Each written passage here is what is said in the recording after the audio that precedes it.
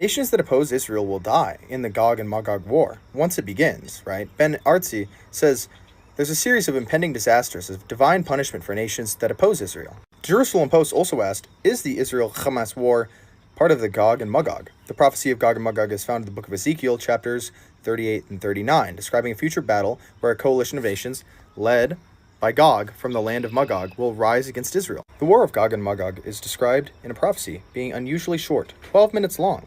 This is described by Vilna Gaon, a prominent 18th century Torah authority. This prophecy came 100 years before the advent of nuclear weapons, but now the discussion and the theories within this political and religious significance is that this would be a nuclear conflict.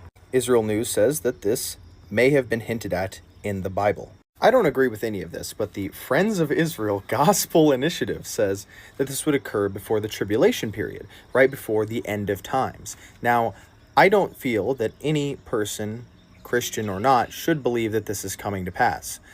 But it's important to say because some people do believe this, and that's why they want to arm and defend Israel.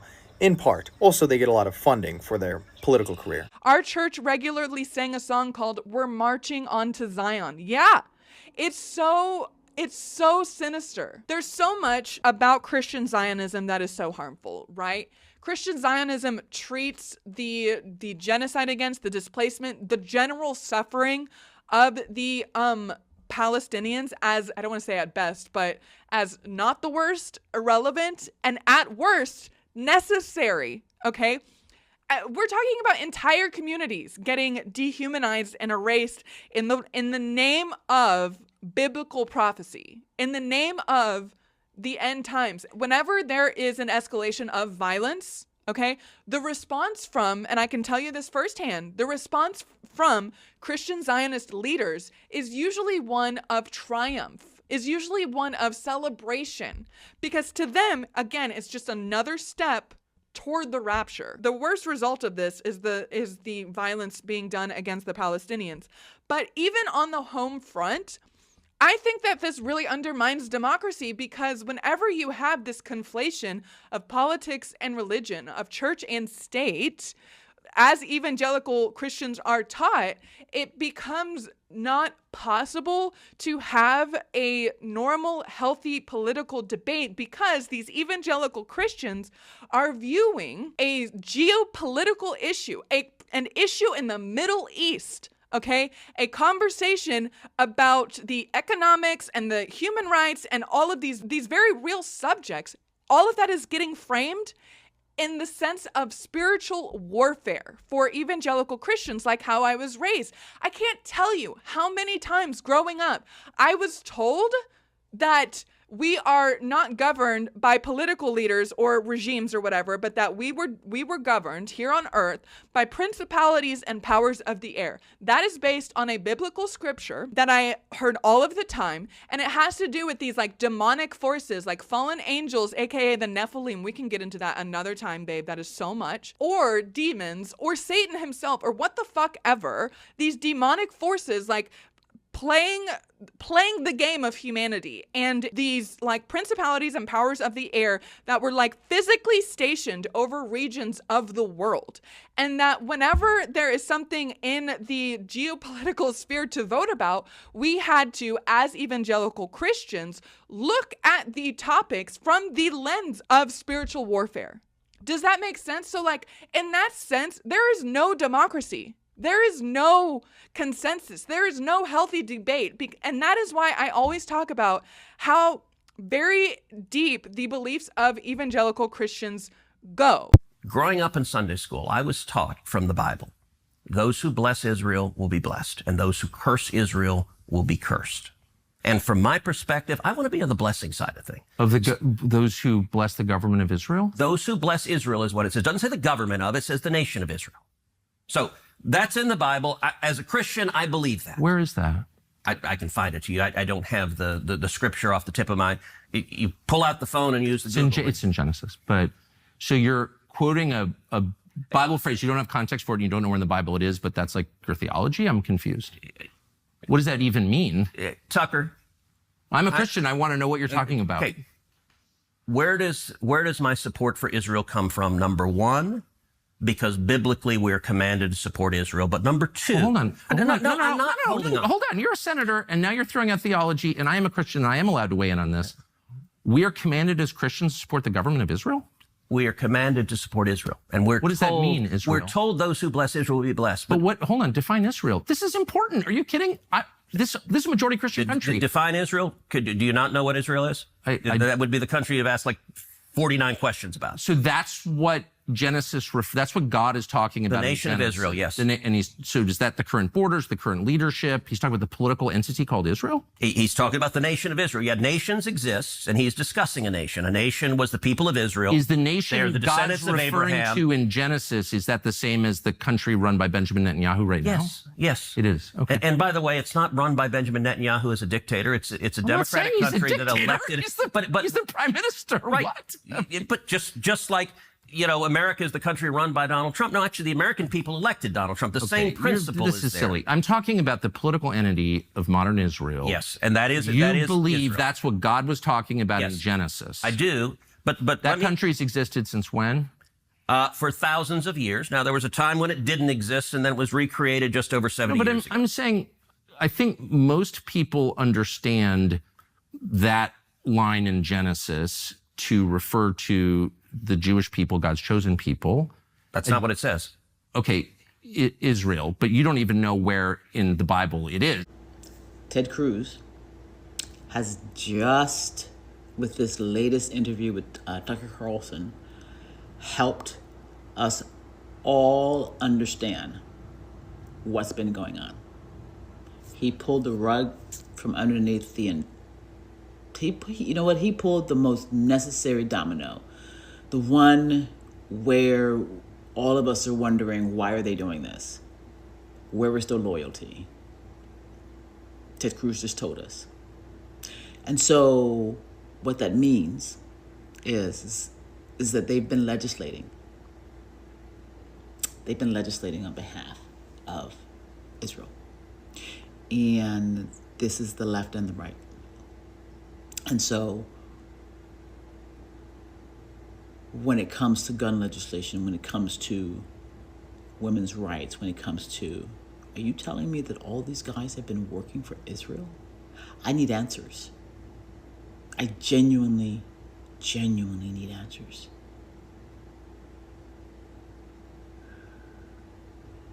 And I think Candace, Tucker, Ian, Dave, all these guys are going to give us, Abby, Anna, a few more folks on CNN that I've been seeing who have been keeping things straight. But this is a big deal. Have you been wondering why bills can't get passed to help the American people? We just found out why. We just found out one of the most important reasons why. We have legislators who come to Congress before they're even in office with the intent of working for Israel. So that, I think, can explain why they don't really seem to care about our economy, too.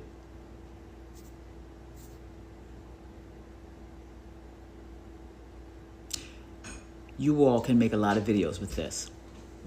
The American people need to know this. And there's some very creative ways that you guys can do this with AI and whatnot.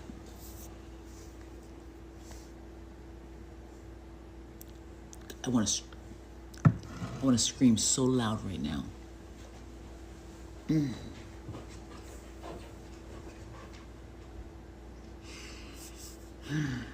So just to repeat, just to take this in. We have legislators who are legislating for Israel now. We've known they've got handlers. We've been putting all the pieces together. There are people out there who have been like, it's both sides. Never really fully filling in for us how it's both sides. But Ted Cruz just told us how it's both sides. And therefore how when American people are saying we want gun legislation, and on the right they say no, on the left they apparently fight for it, but then they just kind of go like, hey, oh, whatever, because they're two sides of the same thing. They keep each other at the level that they want to be at. So last time I'm going to say this. Ted Cruz has just revealed to the American people, and probably other countries, that our legislators are working for Israel because they believe that they will be blessed if they do, and that they will be cursed if they don't. And the Middle East, different countries, are all on the receiving end of what it looks like to be cursed, as are the Democrats. You can tell who Israel curses, because the Tom Cottons, the Democrat, the Trump, he goes after them narratively speaking. All right, guys, I can't wait to wake up tomorrow and see what you guys do. More of this. That would be another reason that I think so many people get behind Israel, because again, you're young, your brain is being developed. That is the time the Soviets understood this, that it was important while kids' brains were developing to feed them things. And this is one of the things that they were fed in Sunday school, as Ted Cruz says. If you are one of these people, I beg of you to please truly try to get to the root of why those pastors are telling you that. Get into the history of the Schofield Bible. Get into the history of when this became a thing, and how before Israel became a nation, the Zionist lobby got behind these efforts to convince you that this was real. I mean, and for those of you that are wondering what it is, like, what is dispensationalism? What do they believe? Dr. Taylor Marshall, who is a Catholic like me, did an amazing job going through this modern theology, just tackling it. And it was unintentionally funny how absurd it is that people believe that they had to break apart from the Catholic Church because of indulgences, right? That's what we learned in school. The Catholic Church was saying, give them this and you will get a spot in heaven. But then you have this section of Protestants who believe in the ultimate indulgence. God is going to bless me. I'm going to be blessed if I do whatever Bibi Netanyahu says. Make that make sense. Take a listen to Dr. Taylor Marshall breaking down, and this is only in part, you should go pursue this episode in its entirety, but just kind of crushing that argument. Take a listen. Do you guys know about the Schofield Bible? Oh boy, here's a rabbit hole for you. Here's a rabbit hole for all of us. In the early 1900s, right around when the Federal Reserve was founded and the Balfour Declaration happened, right at that exact same time, the Rothschild family hired this dude, this pastor in the Deep South. He made a new version of the Bible called the Schofield Bible. He wrote this new Bible that has all these new interpretations of the text. So they didn't change. With Jewish influence. Yes, literally. That's where Judeo-Christianity kind of came from. And the idea that Israel is this modern Israel thing is the Israel of the Bible. It came from that Bible. And the Schofield Bible was funded by the Rothschild family. And then it was pushed because they owned the publisher that publishes like all the books. I think it was Oxford Press. And so they had the deals that they could make to get that Bible into all the mega churches across whole denominations of Christianity. And so that was when Christianity got kind of Jewified. Feel me? It sucks watching people sleep. I understand now why the higher ups call people sheep. They go where you send them. Of all the things that should offend them, they only focus on what you tell them should upset them. Did you know that modern day Christian Zionism can trace its roots back to a Confederate Army officer? Yes, that Confederate Army that fought an entire war in America to keep its slaves. This individual named Cyrus Schofield, or C.I. Schofield, after his tenure ended in the Confederate Army, became a lawyer. After he became a lawyer, and during his time practicing law, he became infatuated with this individual, John Nelson Darby, and his theology of dispensationalism. Now, dispensationalism is this very bizarre theology that deals with the end times and various eras throughout the world and throughout history. And you can Google it for yourself. I don't want to take the entire video talking about dispensationalism. But at the heart of dispensationalism is this faulty notion, this faulty understanding of what Israel is in the Bible. In the New Testament, under the New Covenant, Israel is not a country. Israel is not a nation state. Israel is the people of God. Israel is the church, the body of Christ, the New Covenant church. But dispensationalists think that Israel, a physical nation state of Israel, is critical and vital and necessary in order to usher in what's known as the rapture and the great tribulation, and then culminating in the second coming of Christ, and then 1,000-year millennial reign on earth, and then everybody goes to heaven. That's what dispensationalists think. And again, dispensationalism is the predominant view in evangelical circles today in America. That's why this is such a dangerous doctrine, a dangerous poison. And it is not just a matter of theological difference. It is not just a matter of opinion.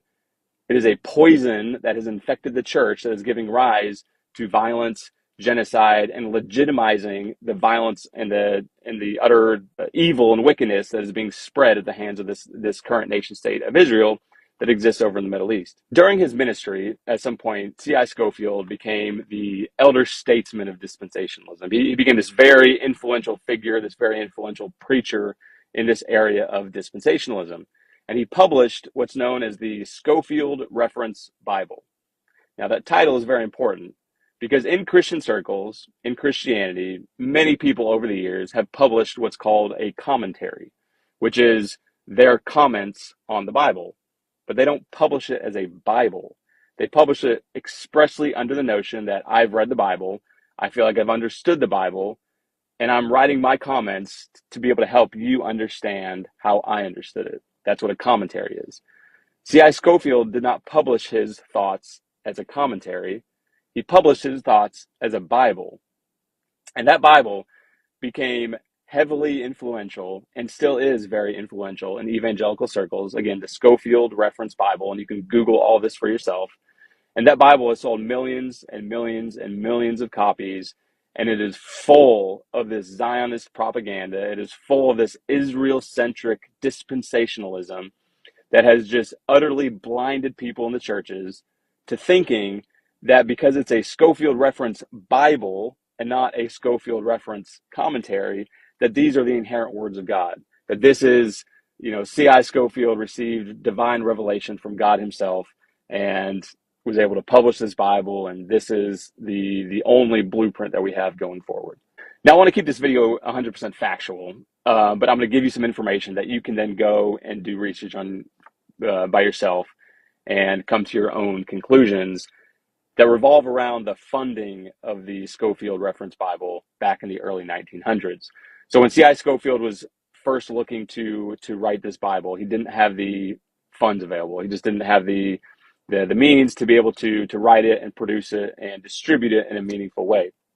But again, he'd become a very influential figure in this dispensationalist circles. And so he started getting involved with this individual named Arno C. Gabeline. Now, Mr. Arno had started this, what's called the Seacliff Bible Conference. And the Seacliff Bible Conference was only open to dispensationalists. It only hosted people that adhered to dispensationalist rhetoric. The only people that taught at these conferences were dispensationalists. The only people that attended were dispensationalists. So it was a very dispensationalist heavy focus. And Mr. Arno was a ardent Zionist. He was, and remember, this is the early 1900s. So this is before the creation of the nation state of Israel as we know it today. This is early 1900s, and he was adamant. He was an ardent supporter for a physical nation state of Israel. So C.I. Scofield started preaching at these Seacliff Bible conferences because of his fame in the dispensationalist circles. When Gabeline found out that C.I. Scofield had this notion, this ideology to create these Bibles, these C.I. Scofield Reference Bibles, Mr. Gabeline helped secure C.I. Scofield funding through Gabeline's business connections and then the people that were involved in these Seacliff Bible conferences. And so if Gabeline, the person who helped secure the funding for the Scofield Reference Bible, if his motivating factor and his drive was creating a physical nation state of Israel in order to fit and accommodate his own faulty understanding of theology and faulty understanding of eschatology and end times, if he helped secure the funding, Doesn't that raise some questions? Every church had a Bible like this. Every Christian family had a Bible like this, and they put their family genealogy, the weddings, baptisms and burials. It was all put inside the Bible, and you passed it down generation to generation. This particular Bible was published in 1905. Now, the reason I brought it out is that I want to show a map that's in this Bible. Now, mind you, the Scofield Bible was not published until 1913. Right. And I have in my office an original 1913 Scofield, which was the introduction of the Zionist heresies about a future state of Israel and separating the church from Israel and all that rapture stuff. That's where it came from. This is a 1905 Bible. Pre-Scofield. Pre-Scofield, with no Scofield notes in it. So, you open it up, and this is on page 13. I mean, this thing's big. I want to show you. Here is a map of the Holy Land. And it says, what? Oh, Palestine of the Holy Land. They misspelled Israel. No. Palestine. Palestine. Huh. And all these Christian Zionists that tell me, Rick, there's never been a Palestine. All right, so here's a still. There it is. Let's zoom in and show you here. Yeah. So, yeah, you hear these people like John Hagee, there's never been a Palestine. Well, look at this Bible map from 1905. And most Bibles, yes, from then had a map of Palestine. And Palestine is in the Bible itself, in the Old Testament. So we're showing you this just because I'm trying to break through the propaganda, the confusion, the lies that the Zionists have implanted in millions of minds of Christians in America, and told them there's never been a place called Palestine. But I have a map, Rick. Right there it is. If any of y'all out there like me are Christians, you might want to grab your Bible and check this out. All right, so go to Matthew and find Matthew 17:21. Is it in your Bible? It's not in mine. Check out Matthew 18:11. Is that in your Bible? It's not in mine. Then you might want to flip to Matthew 23:14. Matthew 23:14. Is that in your Bible either? Because it's not in mine. I am beyond livid. Let's look again at the vital footnote 2 found in the Scofield Reference Bible in 1967 on page 19. The footnote reads, God made an unconditional promise of blessing through Abram's seed to the nation of Israel to inherit a specific territory forever. But the passage doesn't say anything like this. God orders Abram to go to a land that God will show him, using the first person familiar thee, meaning Abram and no one but Abram. The passage does not say that God is giving any piece of land to anybody forever. It doesn't say anything about Israel. Now, how complicated is it?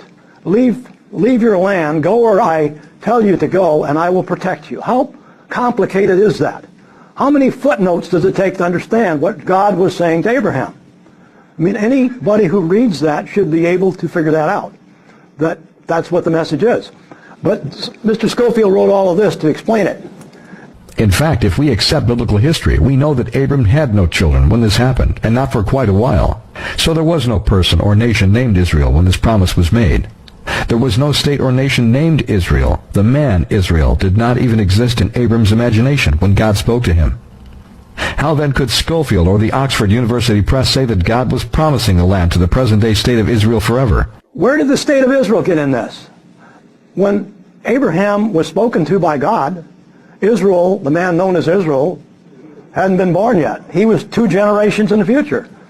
And he was not a state. He was a person that eventually had a tribe.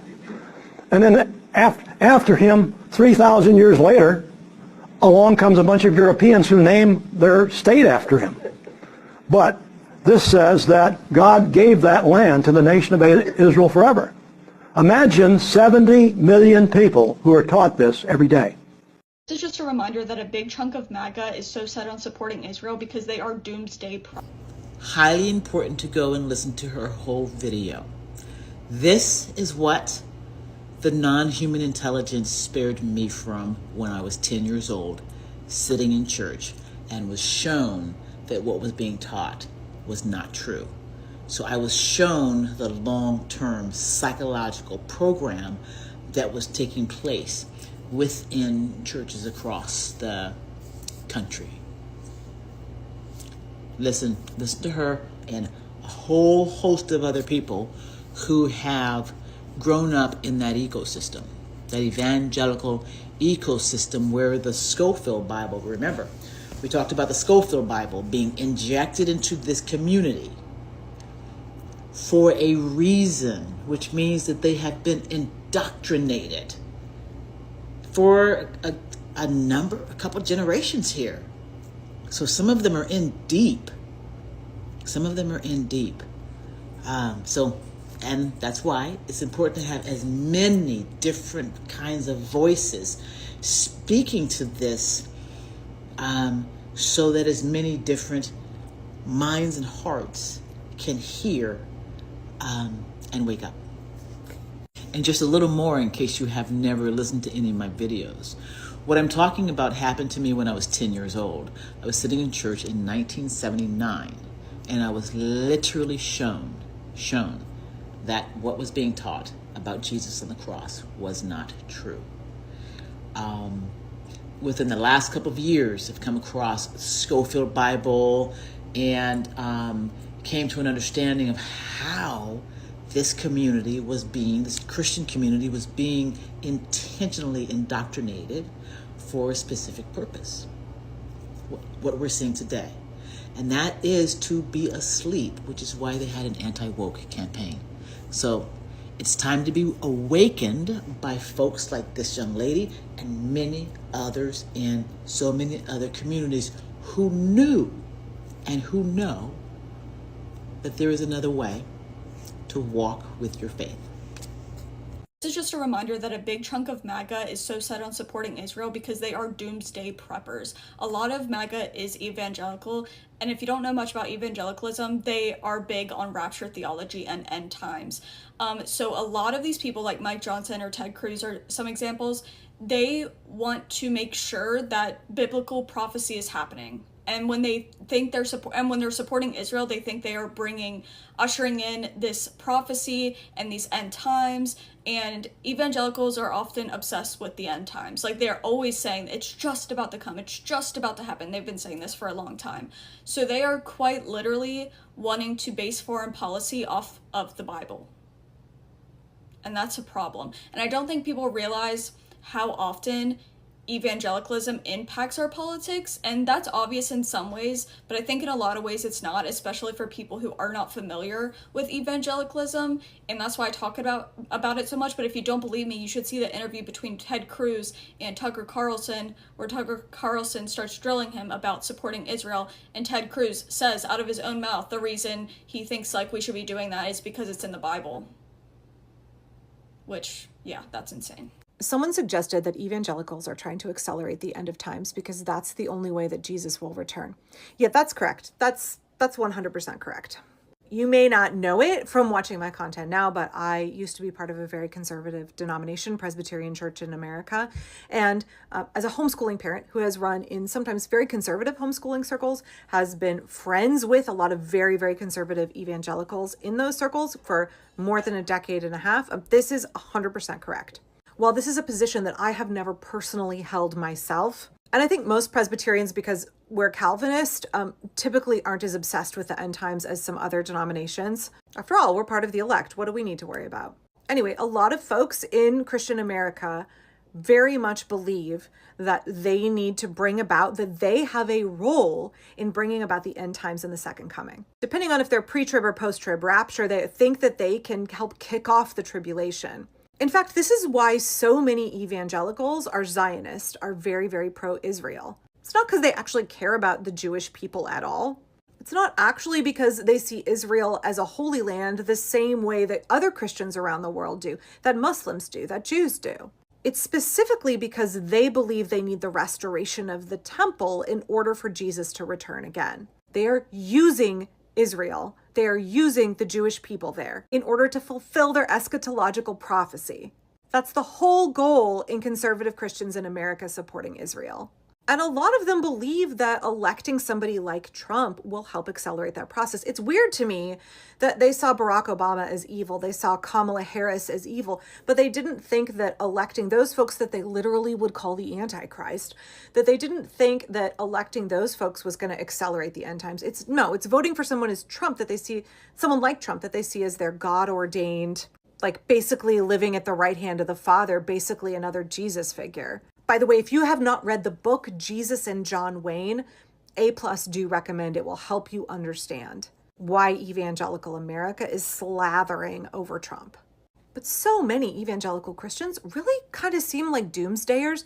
They are very much like, they say in the world, but not of it. Their mindset is focused on the second coming, or it's focused on heaven. It's focused on the kingdom of heaven being manifest here on earth.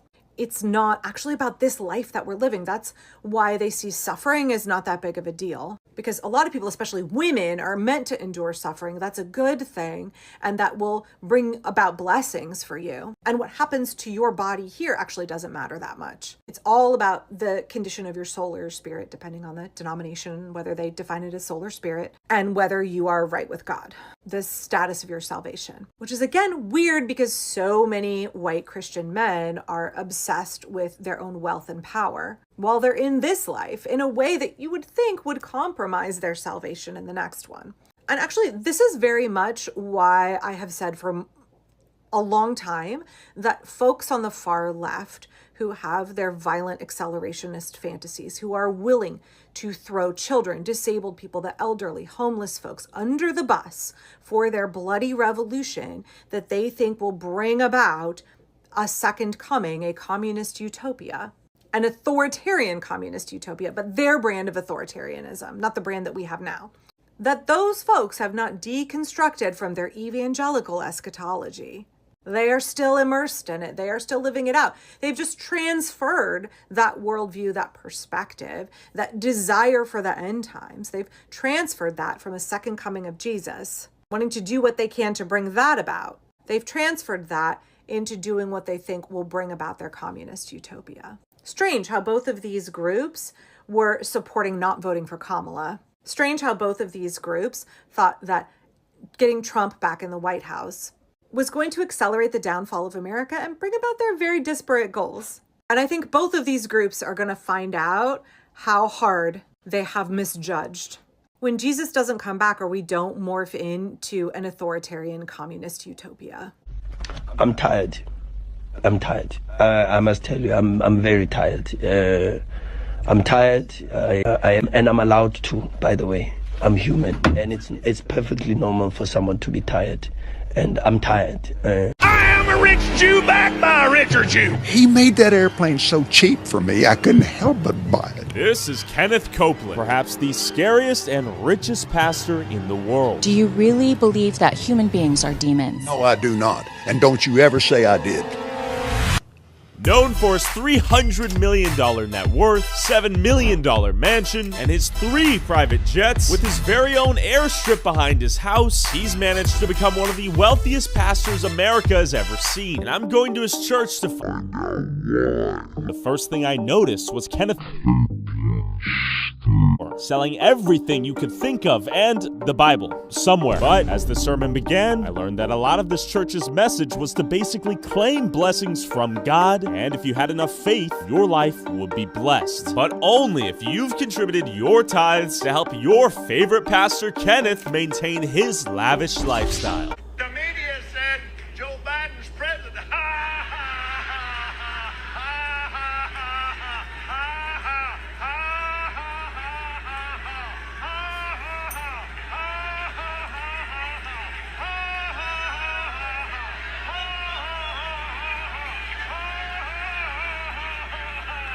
God, Abraham, Isaac, Abraham, Isaac, and Jacob. Jacob became Israel, Jesus and George. What? This nation, particularly to Christian people, should be completely, totally based on what George Washington said to Jesus. The Jesus? first act of Congress, number one, the first act of Congress was to enter covenant with the Almighty God based on the book of Genesis. What? My God, we are so fucked. Jesus said, I saw the devil fall out of heaven like lightning. Look it up in the book of Isaiah. He was here. And he messed this thing up. I will be like the Most High God.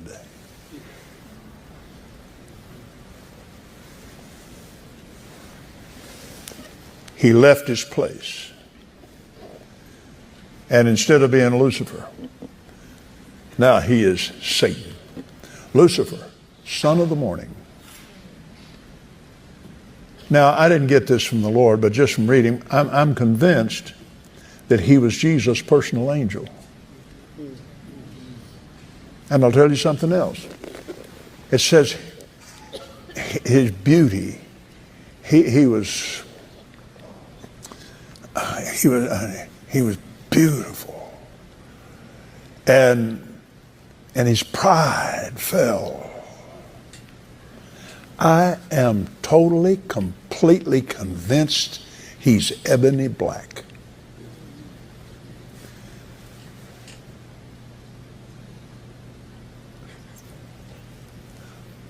Why? Has the white man, the yellow man, the brown man, anyone been persecuted like the black man? No. Why? Well, the color of the skin. That's what I'm trying to get over to. I'm convinced he was ebony black. Watch this. Watch gorgeous. Have you ever seen ebony, the wood itself and the grain? And he had musical instruments built within him. Everything but the trumpet, that's God's. Phil Driscoll let me know that for sure.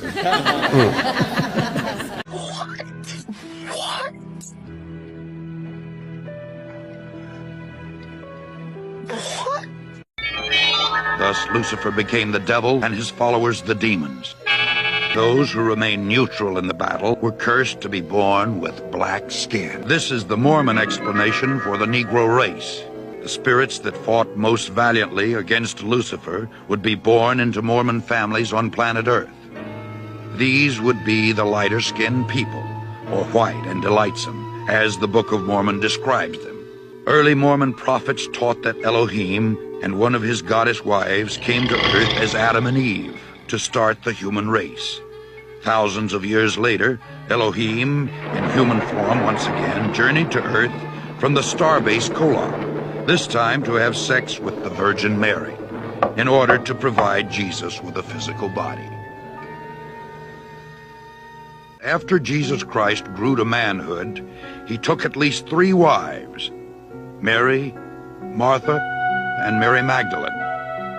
Through these wives, the Mormon Jesus, for whom Joseph Smith claimed direct descent, supposedly fathered a number of children before he was crucified. According to the Book of Mormon, after his resurrection, Jesus came to the Americas to preach to the Indians, who the Mormons believe are really Israelites.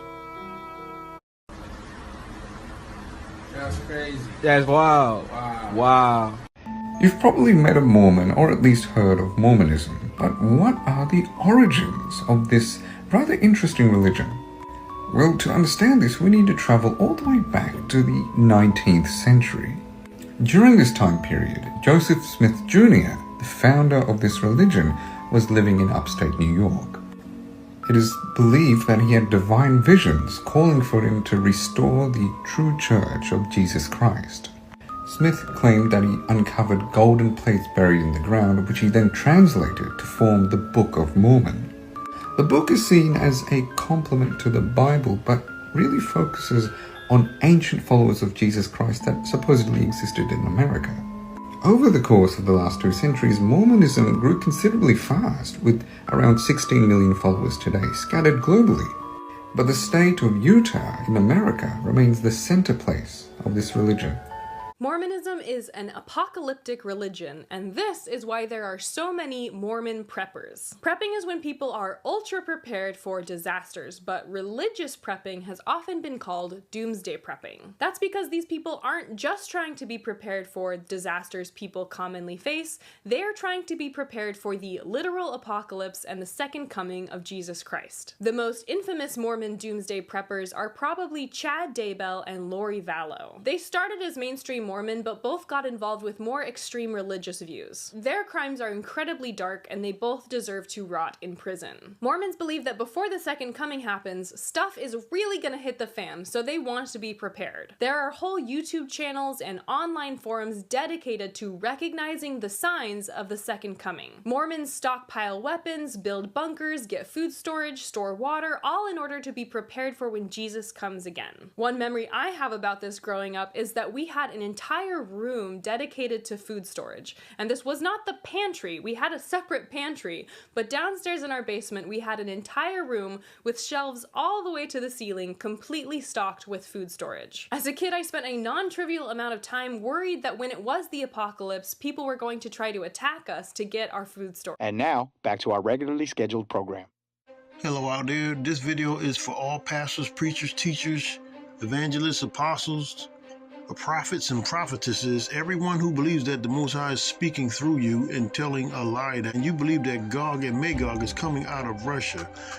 Now, when it comes to the theory of finding out who Gog and Magog is, there's no shortage of false teachings going on the internet. And as you can see, all of these teachers are teaching the same thing or something similar.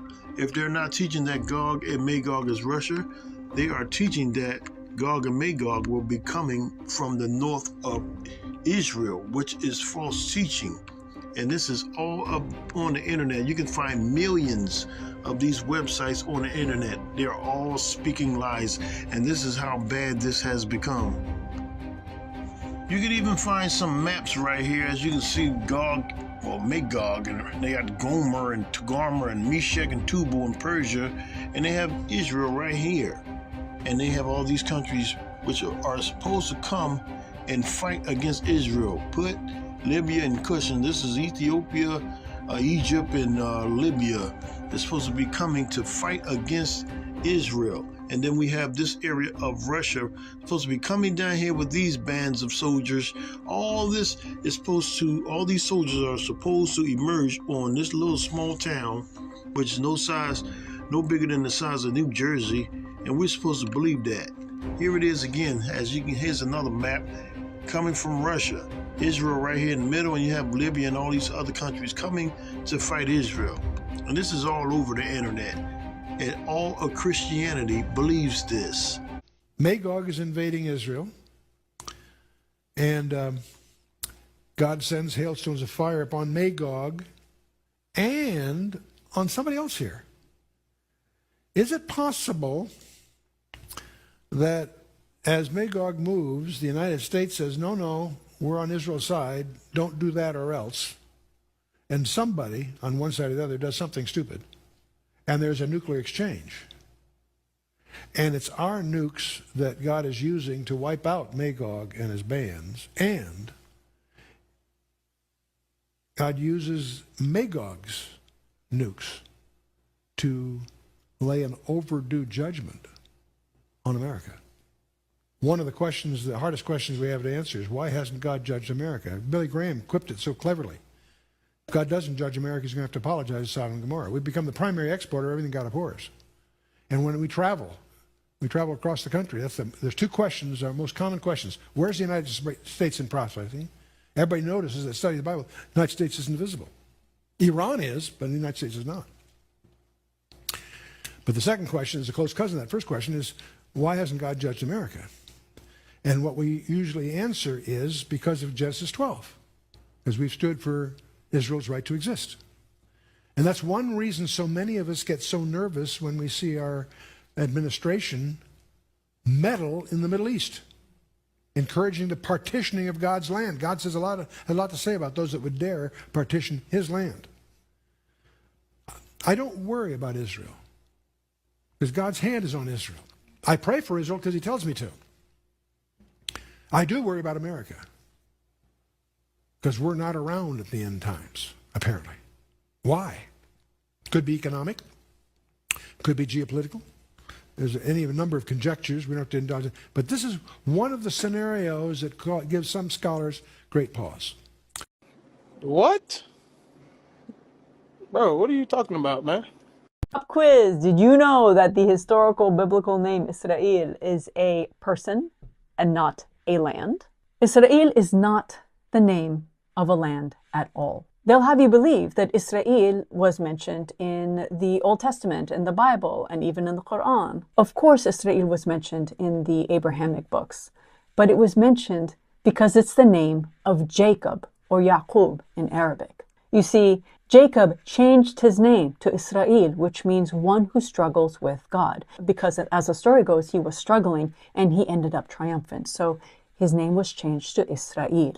The land of Israel, we're saying the land of Jacob. It's Jacob. Israelites are the followers of Jacob. That's what that means. And who's his grandfather? Abraham, of course, which again, in all three Abrahamic religions, they're called Abrahamic religions because we all are spiritual descendants of Abraham. So Abraham and his followers in the Old Testament and Bible were promised the land of Canaan or Canaan. They were not promised the land of Israel. There's no such thing. And it was described as from the river of Egypt to the great river of the Euphrates, which is in modern-day Iraq. Oh, so there were people who lived there before the people of Abraham? You mean the people of Abraham were not the first people on the land or in this earth? No, of course not. Of course there were people before them, because the Canaanites lived there. Now, you know what I hope? I hope that the descendants of the Canaanites don't decide to group together and go kill and massacre everyone else in the land just so that they can say that they were there first. Let's hope that that doesn't happen. But regardless of what it says in these very holy books, they're meant to give us spiritual wisdoms. They're not meant to be death notes and real estate contracts backed by nuclear powers. That's not what this is meant to be. And by the way, Israel wasn't always going to be the name for this current colonial project. Other suggested names included Zion, Yehuda, even the Jewish state as a name. But anyway, it was our friend Ben Gurion, who suggested the name Israel. And a bunch of people agreed, and there you go. But no matter what they call it, it's always Free Palestine. So why is your concern so high, or a lot of people, why are so many people concerned about military-industrial complex? Why should that be a top priority for them as a concern? There's a number of reasons why. Let's start with the most important that we're talking about. That as we sit here today, we are on the brink of nuclear war. That should be concerning to everyone.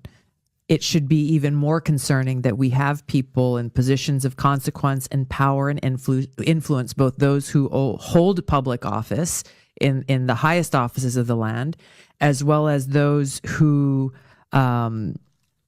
don't, but who are just as influential, talking about the prospects of nuclear war as though it is just like any other kind of war, talking about the fact that Putin and his government has changed their policies to make it so that they can deploy nuclear weapons, whether they be tactical nuclear weapons or strategic nuclear weapons, if they feel that they are facing an existential threat, specifically omitting the words an existential threat because of a nuclear threat or nuclear weapons. So whatever they deem, for any reason, to be an existential threat will give them the authority to be able to deploy these nuclear weapons. The fact that we have these pundits, these talking heads, these government officials discussing the prospects of nuclear war as though it is something that can be won is shocking and extremely dangerous. Ronald Reagan had the most famous and most important statement after he negotiated some of these non-nuclear proliferation treaties, telling us very clearly, a nuclear war can never be won and should never be fought, period. Things have only gotten worse. Things haven't gotten better since then. We have more nuclear weapons. They have become more sophisticated. A nuclear weapon would kick off a nuclear war that would destroy all of humanity. The military-industrial complex plays a major role in continuing to keep us in some state of war. Why? And some of them have even said it publicly. When we are at war, business is good. What is the cost? The cost comes out of our pockets, our bank accounts, the American people, the taxpayers. We are paying for it, where those dollars could be and should be dedicated towards actually serving very real needs of people that we have right here at home. The military-industrial complex profits when you see a NATO expansion. That because who are the people that these NATO countries are buying weapons from? They're buying the weapons from our military-industrial complex. When you look at the U.S. footing the bill for NATO, number one, we should be able to ask questions like, why does NATO exist? Why are we the ones who are predominantly funding NATO? Well, with the predominantly of funding of NATO comes the very same leverage we were talking about earlier. Getting these European countries to act not necessarily in their own interest, but in the interests of those in power in the United States is done oftentimes through the leverage of money. So when Trump is saying, hey, you guys got to pay your own way, pay the 2%, my gosh, pay the 2% of your GDP that the rules require. Common sense. Many of them didn't want to, but then what comes with that, and you saw recently with, I think it was Macron's visit overseas into China, largely saying the same thing to the European countries. Hey, we need to stop being vassals of the United States. We need to make our own decisions based on what's best for our countries and what's based in the best interest of Europe. The criticism he got for having the audacity to say, hey, we should act in the interest of our own countries says everything that we need to know about the power and the influence and the money that goes behind these decisions. So there's an economic cost, of course, to us and the American people in our country, and there's the cost that comes to our safety, our security, and our freedom. I also think that as a Jewish person, like, I was fed a huge amount of lies about Israel my entire life. You know, they never tell you that. Oh, by the way, there were people there. They make it seem like it was just like they're sitting there. It was the doors open. Hours for the taking. Like, it literally, they forget to include the fact to every young Jewish person, basically, like, oh, by the way, there were people there. It'd be nice to live somewhere that was not a part of the Christian apocalyptic prophecy. It is also probably a good idea. It's like, maybe settle somewhere that, you know, the Christians don't think you all have to die in order for the yeah, and then they want us all to go there. They need a certain number of Jews. They need us to go there so we can die, so the apocalypse. But that, could you imagine living in Israel? Would you ever go live in Israel? No. Someone recently tweeted, remember, when you celebrate Christmas this year, that Jesus was Palestinian. And the actual state of Israel responded and said, who's going to tell him? Then it's a screenshot saying that according to the Gospels, Jesus was a Jewish man. But wouldn't you know, in the exact same screenshot, it literally says Jesus was from Palestine. Like, how did they miss this? Somebody on Twitter pointed this out and secured a massive ratio over the literal Israeli government. So that's a W. Who the heck is running these guys' social media team? Their propaganda's so bad. This one was hilariously bad. Christian Zionism is very often both anti-Semitic and Islamophobic. Hey everybody, I'm Dan McClellan. I'm a scholar of the Bible and religion. The fit for this video is Daredevil. And Christian Zionism can roughly be described as evangelical support for the institution of the nation of Israel, because most Christian Zionists believe that they will play a key role in the eschaton, in the end times, ultimately leading to the second coming of Jesus. And this can be so harmful for both sides of the current conflicts, because this view subordinates the interests and the self-determination of both the people and the institution of Israel to that role that they are expected to play in the second coming of Jesus. They basically become a pawn in this broader game that is being overseen by the Christian God. And one of the reasons that it can become Islamophobic is because it casts Israel as on the good side of this ultimate eschatological conflict, and the only other side that is possible is the side of evil and Satan and the devil. And so in the current conflict, Palestinian people are represented as the villain, while the nation of Israel is represented as the hero. And that does not help either side of this conflict to represent it in such black and white terms. It is harmful to both the institutions and the people on both sides of this conflict. And it also so frequently obscures the distinction between the institutions and the people on both sides of this conflict. And so it is ultimately phenomenally harmful. And if you'd like to learn more about this, Christian Zionism in the 21st Century was just published this year, and this reviews the results of 3 large-scale surveys of evangelical opinions about Israel, and this is an incredibly insightful look into Christian Zionism. If Christianity were about defending a flag, Jesus would have picked up a sword, but he didn't. He picked up a cross. And yet somehow a movement that's supposed to follow that man, a man that said, "My kingdom is not of this world," has decided that protecting a modern nation state called Israel is the center of Christian duty, that blessing it, defending it, and justifying it at all costs is some holy assignment carved into the marrow of the gospel. But I'll say it plainly, Christianity does not require allegiance to the state of Israel. That's not heresy, that's scripture. In the Bible, Israel was not a place first, it was a person. It was Jacob wrestling with God by a river until dawn, scarred by truth and renamed by grace. Israel meant one who struggles with God, and it became the name of a people, not a flag, not a government, not a modern nation carved out in 1948 by colonial politics and American guilt. The word carried spiritual identity. It meant those called into covenant with God. It had nothing to do with missiles or borders or UN resolutions. When the modern state was named Israel, it was not a return to biblical obedience. It was a calculated decision, an intentional conflation of nationalism with theology. It was branding, and a powerful one because it worked. Because now when people hear Israel, they imagine sacred continuity. They imagine divine appointment. They imagine the Old Testament alive and well in 2025, and they are wrong. The Israel of the Hebrew Scriptures was not a Western-backed nuclear power. It was a wandering tribe, a nation in exile, a people constantly called back to justice, humility, and mercy, and often condemned for chasing empire. The prophets didn't worship Israel. They rebuked it over and over and over again for war, for greed, for turning their back on the poor and the foreigner. You know, the same things modern Israel does with American funding now. The idea that Christians are commanded to bless the state of Israel is not in the Gospels. It is not in the epistles. It is not in the teachings of Jesus Christ.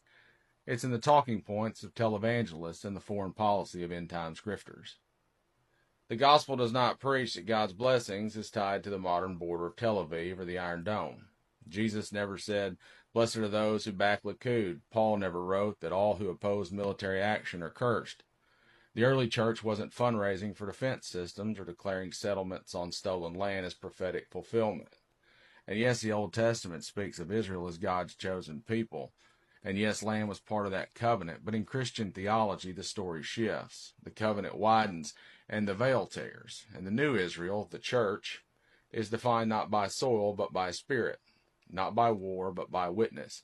And it is made up of anyone from anywhere who walks in faith. Jew, Gentile, Arab, Roman, enslaved, free, all in one Christ Jesus. The New Testament doesn't tell Christians to defend a country. It tells them to defend the poor, to defend the outcast, to walk with the wounded, to make peace, not justifications for war, to see the face of God not in a flag, but in the suffering child behind the rubble. And yet today, American Christians fly Israeli flags next to crosses as if those things belong together. They equate criticism of the Israeli government with blasphemy. They pretend that military aid is a sacrament and that genocide is somehow covered under the blood of covenant promise. And Christ weeps at that lie, because if the gospel means anything, it means you do not get to use God as a shield for political violence. You do not get to bomb refugee camps and quote Jeremiah. You do not get to drop white phosphorus and call it fulfillment. That's not Christianity, that's idolatry. This doesn't mean you have to hate Israel. It doesn't mean you can't believe in its right to exist, but it does mean that if you are a follower of Christ, your loyalty cannot be to any nation, not even one with a biblical name. Your loyalty is to justice, to truth, to love that doesn't end at a checkpoint or a drone feed. Jesus didn't die so the modern church could become a lobby group. He didn't rise so we could bless bombs. He didn't preach love for the least of these so we could side with whoever has better tanks. And if your church is preaching that blessing Israel is the key to God's favor, then you're not in church. You're in a cult, praying to a carved-up God who only speaks Hebrew and votes Republican. The gospel doesn't ask you to bless a nation. It does ask you to bless the peacemakers, to comfort the mourners, to defend the innocent, and reject violence dressed as virtue. There is no divine nation, there is only divine love. And if you think that love stops at a border fence or a flagpole or the edge of a crater where children used to live, then you don't know Christ at all. Defiance till death. One factor that tends to be underestimated, I think, is Christian Zionism. Christian Zionism goes back way before Jewish Zionism, way into the 19th century. And it's a very significant elite phenomenon in the United States. You say people like Woodrow Wilson, Harry Truman, and so on, that read the Bible every day, and are believers in the biblical prophecies. Well, the Bible says, God promised the land to Israel, so got to give it to Israel. By now, it's expanded from elite Christian Zionism to mass popular Christian Zionism, with the enormous rise of the far-right evangelical Christian movement since mainly pretty much in the 1950s. It was always around, but became expanded and organized, a major base for the Republican Party. And they're super Zionist. They're also extremely anti-Semitic. Their theology, if you read it, is you have to support Israel because that'll lead to Armageddon, and everybody gets slaughtered, and the souls that are saved rise to heaven, and everybody else goes somewhere bad, and including all the Jews. You can't be more anti-Semitic than that. But 160,000 Jews can be saved because they're going to recognize Christ in time, or so. That's the story. There are tens of millions of Americans who believe this. They're a large part of the base of the Republican Party now. It's one of the reasons why the Republican Party is more extreme in support of Israel than the Democrats are, even though the money and the votes mostly go to Democrats from Jews and liberals. So I thought we'd do a three-parter on Amalek, since this is what Netanyahu and Christian Zionists are following. So I posed the question to ChatGPT, and ChatGPT says, here is a part one of a three-part series that breaks down the ideology driving Israel and Christian Zionists' interpretation of eradicating Amalek, making it accessible and equipping readers with tools to recognize and resist it. Part one, the ancient war that never ended, understanding the Amalek ideology. Now, in the emails, I wrote often that this is a really, really old fight. And that was a read because I didn't really know that. Remember what Amalek did to you. You shall blot out the memory of Amalek from under heaven. Do not forget. Deuteronomy 25:17-19. What is Amalek? In the Hebrew Bible, Amalek was a tribe that attacked the Israelites during their exodus from Egypt. Because of this, God supposedly issued a command to blot out the memory of Amalek, making them a permanent enemy of the Jewish people. But here's the problem. There is no clear genealogy or identity for modern Amaleks. Over time, Amalek became a metaphor used to label any perceived enemy of the Jewish people, or more dangerously, the state of Israel. This allowed for something deeper, deeply dangerous, an ancient biblical command turned into a justification for endless war. Now, here's what's interesting. Let's just gloss over the fact that there's like a God saying, blot those people out for all eternity. Okay, so during the time when, we had all the orbs and whatnot, and I was watching what Israel was doing and all the orbs and whatnot, and I'm like, nah, they got a God that wants to kill people. That's the realization that I'm waking up to, right? So here is another situation where the Israelites are like, got a God that's like, let's blot somebody out. Like, there's something wrong with that. There's something wrong with that. Just everyone needs to get on the same page that how many groups have gods that say it's okay to blot out other groups. I'll wait. How many other religious?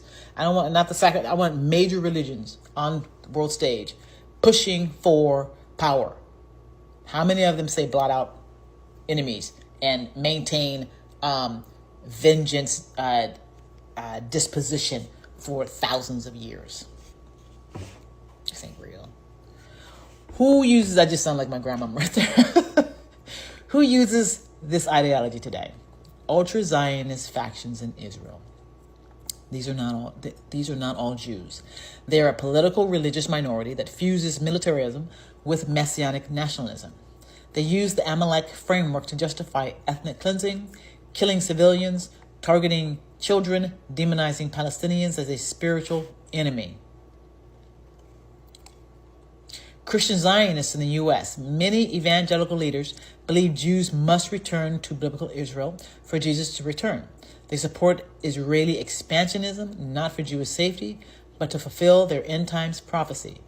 They often endorse Israel's wars, no matter the human cost, seeing them as divine battles. Ted Cruz is a good example of that. Think about his behavior since he's been in office. Think about this man's behavior over the years. We thought he was at the border for Putin. He was at the border for Israel. Because he wasn't there for us. The key dangerous belief. The ideology asserts that some people, Palestinians, Arabs, Iranians, are Amalek and must be destroyed down to their children. This is not French thinking.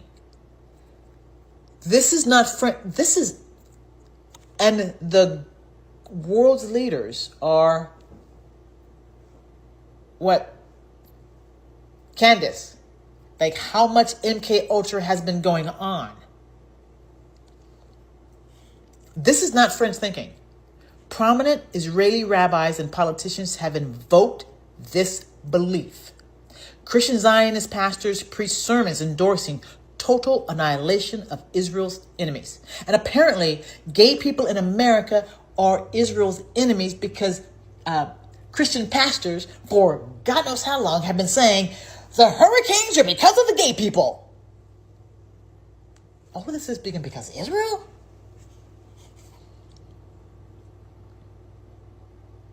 And that brings us to the moral inversion. Killing children is justified, unaliving children, I hope this stays up, and it's justified as preventing future threats. No, it's not. No, it's not. Peace efforts are viewed as defying God's command to wage holy war.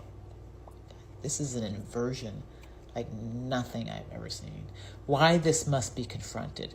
This is not about religion or theology. This is about weaponized scripture, justifying genocide under divine instruction, turning political enemies into eternal threats. This is for them. This never ends. Do you understand that? Do you understand that? Once they get that region, they're going to start. They've already started here. It's not just a Bible story. It's a living ideological weapon with political funding, media protection, nuclear backing, and massive psychological impact. If you've been wondering why McConnell was protected for so long, it was because of Israel. There's a part 2 and a part 3. Part 2 is how Christian Zionists built a global machine on the back of Amalek. And part 3 is how to disarm the narrative and fight back spiritually, intellectually, and strategically. Okay, part 2 of understanding the ideology Amalek. Part 2, Christian Zionism, the real-life cult behind the quest. When the Jews reclaim their land, the Lord will return, a common belief among U.S. evangelical Zionists. The secret alliance, why Christians back a Jewish state they don't even believe in. This is where it gets surreal, like something out of Assassin's Creed or The Matrix. You'd think Christians and Zionist Jews wouldn't align politically or theologically, but Christian Zionism has built a massive political machine based on the belief that the Jews must return to Israel rebuild the third temple, and fight end-time wars so that Jesus can return. And I've been talking to y'all about this directly since the year 2000. And when I was 10, again, I was shown that this, no. No. Let's be clear. They don't care about Jews surviving in the long term. Their goal is prophetic fulfillment, not Jewish safety. The moment Jesus returns, in their theology, Jews must either convert or perish. That's interesting, because that's what the Jews, that's what Christians will say to me every single time. Do you know that I've talked to you about this already? That when I was taking this class on, because I took the Christian's Bible, good Lord. The Bible as literature. I took that course in college. Why? Because I had a lot of friends who were Christian, and I wanted to understand what they were talking about, because I was having these premonitions and these dreams, and it was going against what they were saying. And what they were saying to me was going to lead them to war and death. And so, let's see, the Jews must return to Israel, rebuild. They don't care the moment Jews return. So what does that sound like to you? In-game mission where you support a faction only to trigger the final cinematic. How it took over U.S. politics. Christian Zionists through megachurches. You got a 1982 video of Netanyahu with Pat Robertson. Evangelical media empires, right-wing lobbyists, CUF, Christians United for Israel, have helped make Israel the centerpiece of U.S. foreign policy, regardless of human rights violations, war crimes, nuclear ambiguity, attacks on U.S. interests. Yes, includes U.S. soldiers and citizens.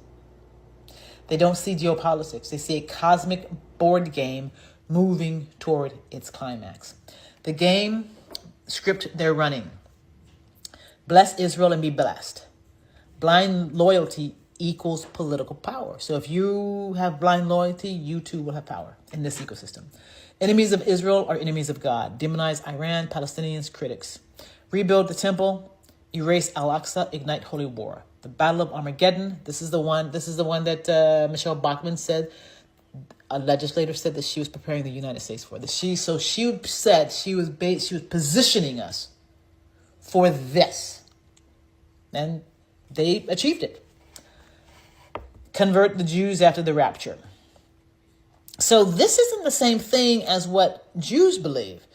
So not our Jewish brothers. I'm talking about the Jewish supremacists, the ones who believe, well, we're just goyim and slaves and will die. There's no place for us. And in either world, there's no place for us. So basically, I have to either become president or leave my country to be secure. This is not theology. This is narrative weaponry designed to override empathy, justify violence, neutralize dissent. And it's programmed to trigger when someone breaks the script. That's why you're often called anti-Semitic, for merely asking, why are we funding apartheid? Why are we backing genocide? How they fight dissent. Use Christian guilt. Bless Israel or curse your soul. Exploit Holocaust trauma to silence criticism of modern wars. And here's what's interesting. Before the war started and I was on Threads, once the war started, a lot of the white guys that followed me started attacking me and calling me anti-Semitic. I found that fascinating.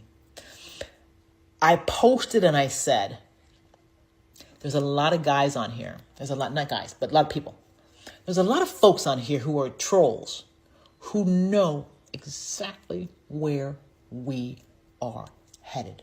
And instead of telling us what's going on, instead of telling us that we were headed toward this war with Iran, they are trolling us on social media, trying to make it seem like we don't know what's going on. Flood the media with feel-good Israeli narratives. They're trying to do that with the war. Weaponize scripture, reframing war as prophecy and critics as satanic. They've turned faith into a firewall, protecting a state ideology that openly commits ethnic cleansing. And they're trying to do it, well, they are. They're doing it in Jesus' name.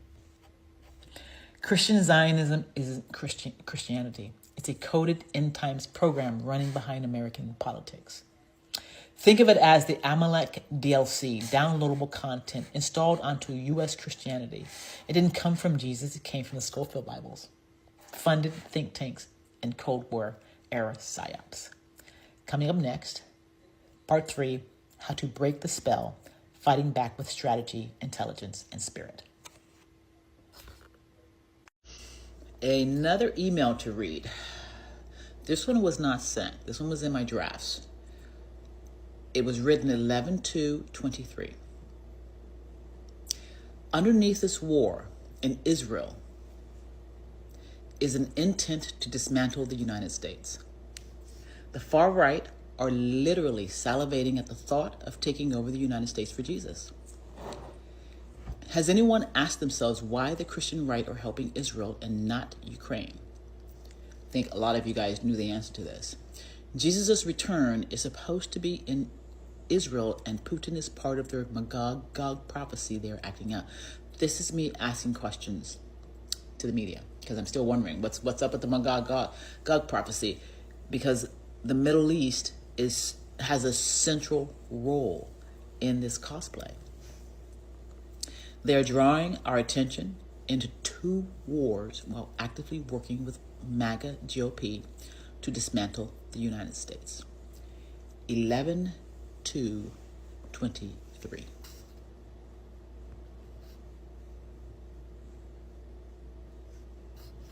Okay, and now here is an email that I wrote to the Rachel Maddow Show. This one was sent October 13th of 2017.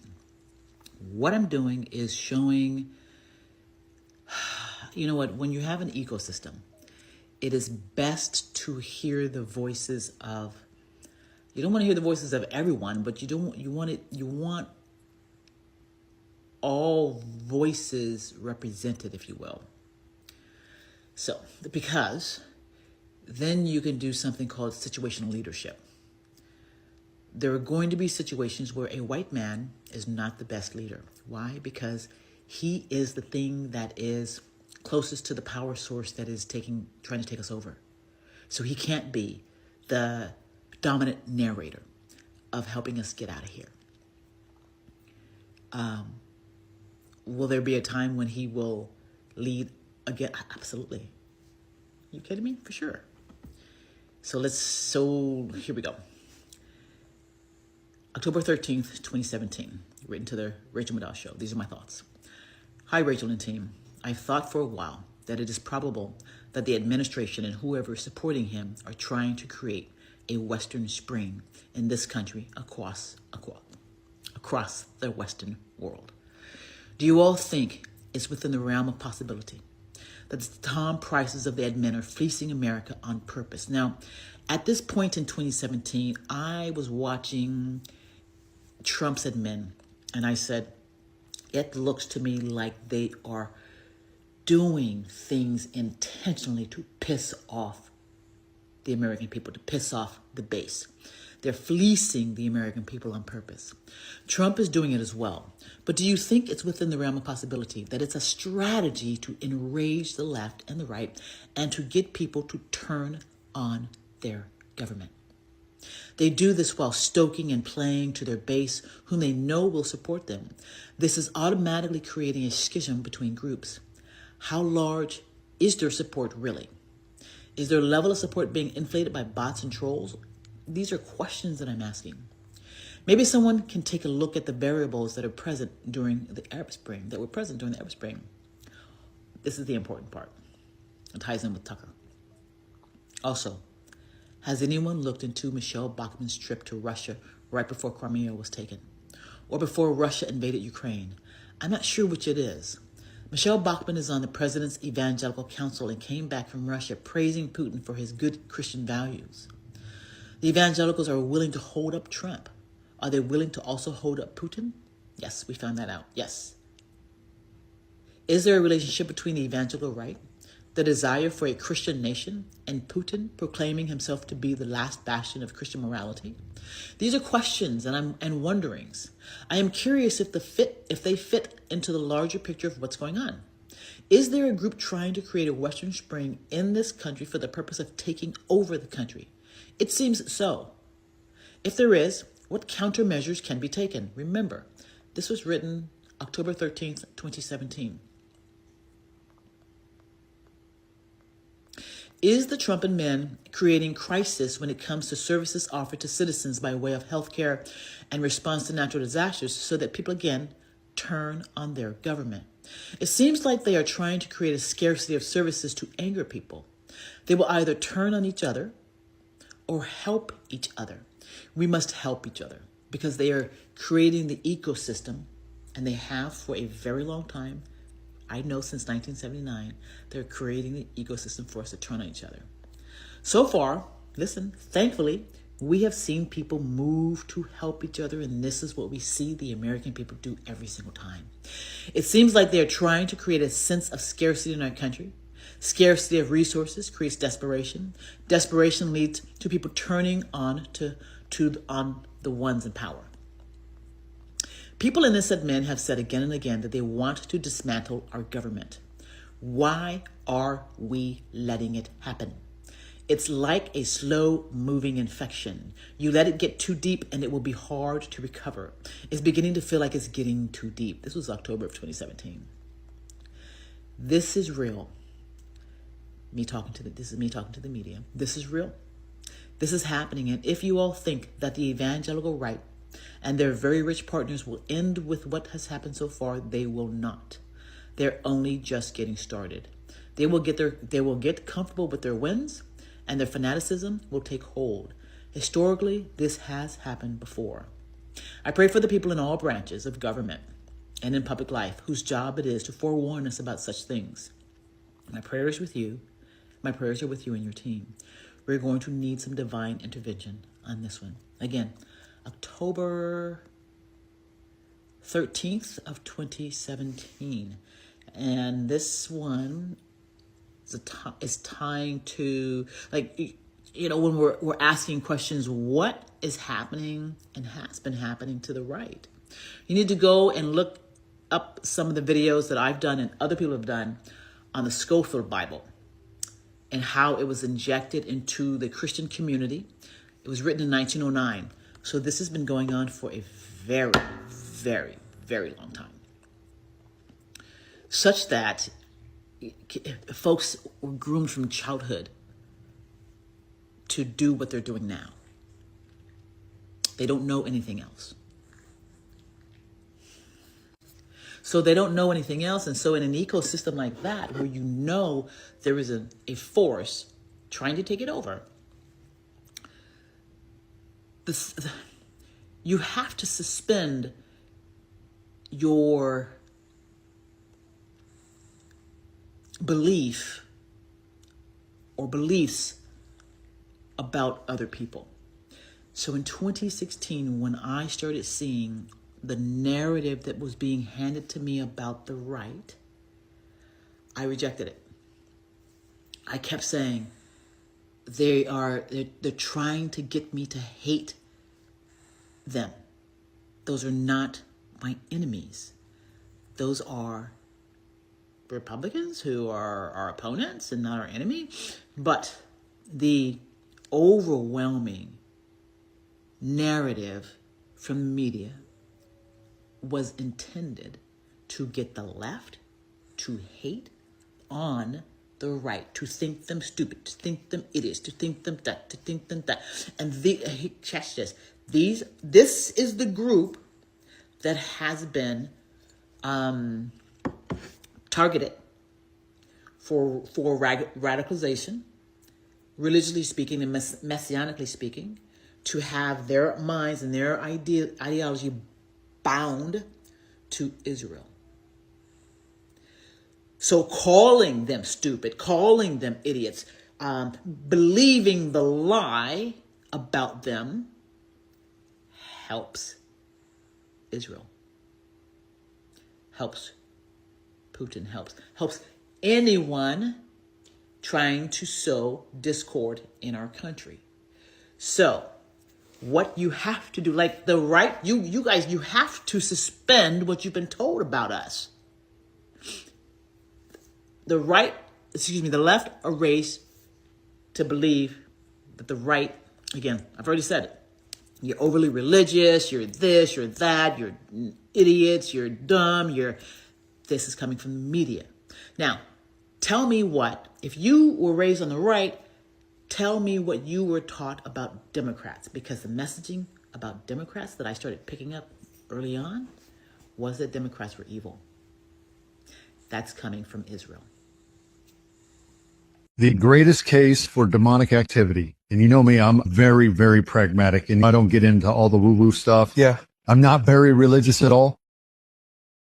But the greatest case for the devil is the Democratic Party. I've never in my life, every time I look over there and I wonder if God's real sometimes, the fact that the Democratic Party exists and I see some of the things that they're a part of and the things that they stand behind and push, the people groups that they exploit is the greatest case for the devil, which in turn is the greatest case for the existence of God.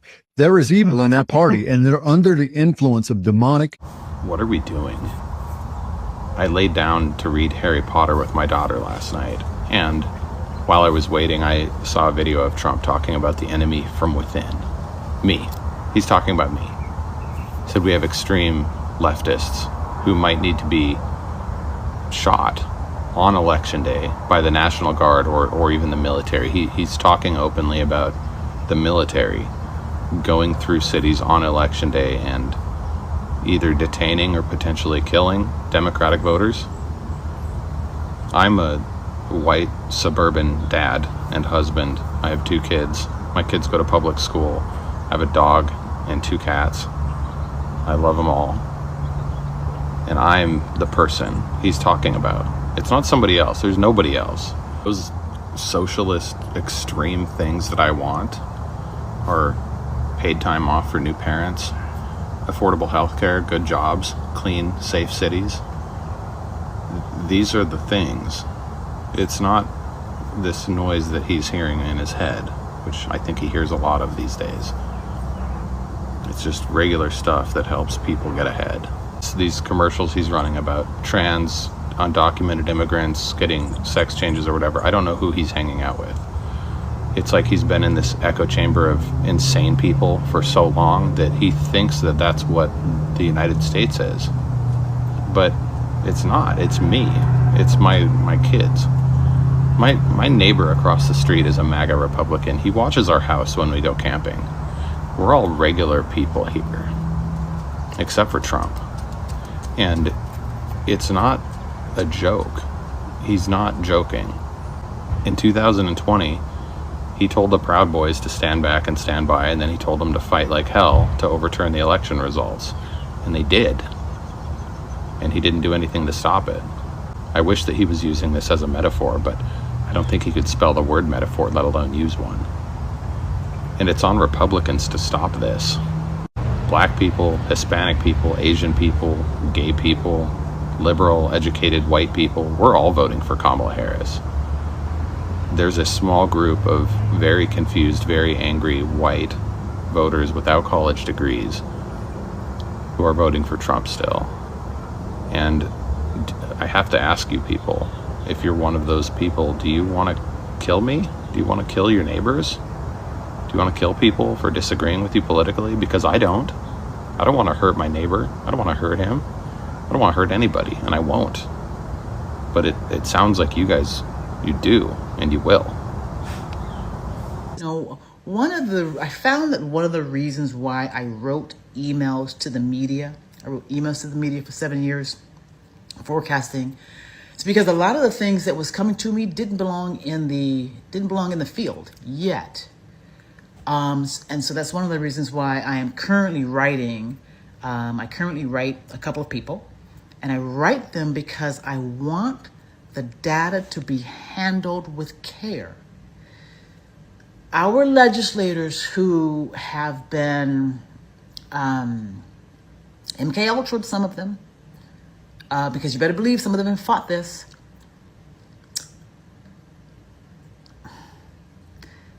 we have to handle this with care without allowing them to lead us into attacking ourselves.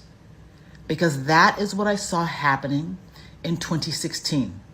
What I saw happening was myself, I was fully on the left at the time, not on the left. I was on the left, right? I was going to say the same left, but folks on the left have known what's been going on, so I stand corrected.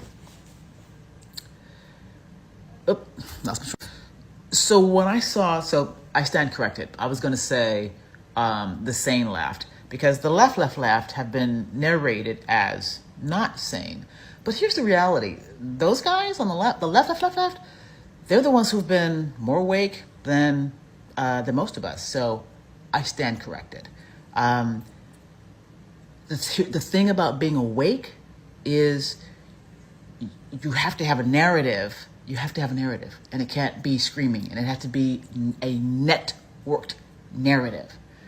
So I stand corrected, and let's get this narrative right. Left, right, I don't care where you come from. I don't care where you come from. Don't care.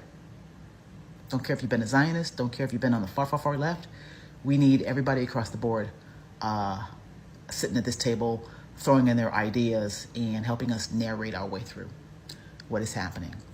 Because what has gotten us here has been a narrative. So the only thing that's going to get us through is a narrative. And so what I saw happening in the very beginning, right, 2016, I'm aware that something is influencing us because I'm watching my friends change. And I'm starting to be really irritated with them online. I said to my wife, I said, you know what? Our friends are really irritating the crap out of me. And I feel like I want to grab back at them. Where that wasn't there before, right? There is a stark change on social media from us not fighting to us fighting. And so what the narrative that was being pumped to us from the left, MSNBC, CNN, was that the MAGA, GOP, Tea Party folks were incompetent, that they didn't know what they were doing, that the strategy was to make fun of them. And here's the thing about having a strategy of making fun of a group of people who are actively trying to take over the country. Okay, we officially live in a goddamn simulation. Because did you hear what I just said?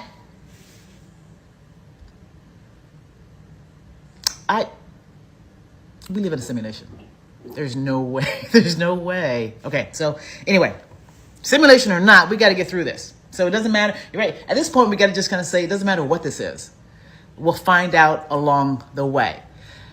So the narrative, I just told you about the narrative that was being fed to me. And so what I did was I rejected it. Not all out. And I rejected it because I began to see folks on the left changing. Folks I was getting along with, I was no longer able to get along with. The emails that I began writing in 2017 said something very, very clear. There is something in our ecosystem that is trying to divide us. It is painting Democrats as evil and Republicans as silly.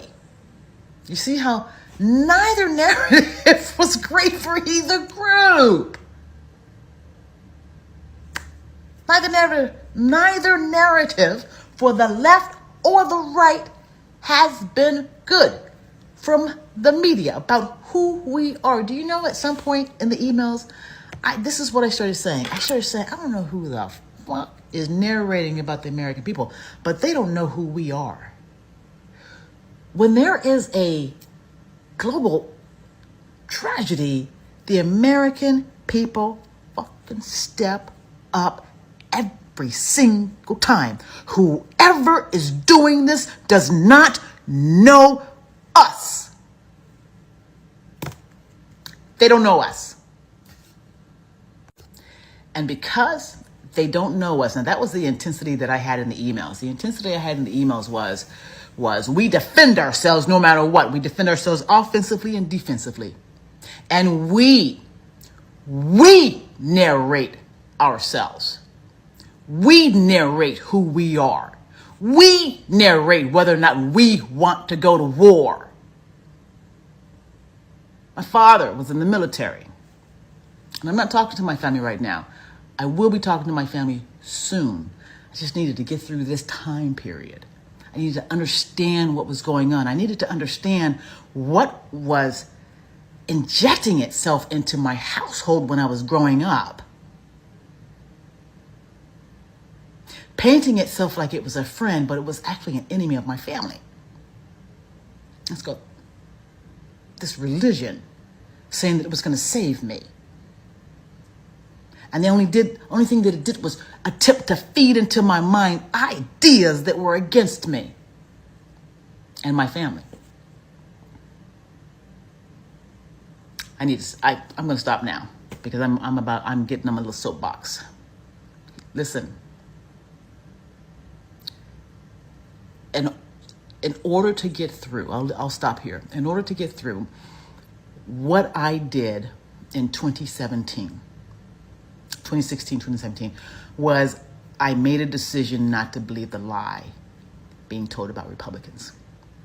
I made a decision not to believe the lie being told about white men and women. I made a decision not to believe the lie being told about Muslims. And a lot of you have done the same thing. You've done the exact same thing. That's how we get. That's one of the most important ways we get through. We make the decision not to believe the lie about our neighbor. And you want to know what? When you marched, it's exactly what you were doing. So guess what? It may not look like we're doing anything. It may not look like we've accumulated enough strength to say we don't want this, but it's happening. Keep going. Keep going. And remember this. One of the reasons why you're starting to listen to Tucker and Candace and other individuals that, way back when we used to be able to hear each other.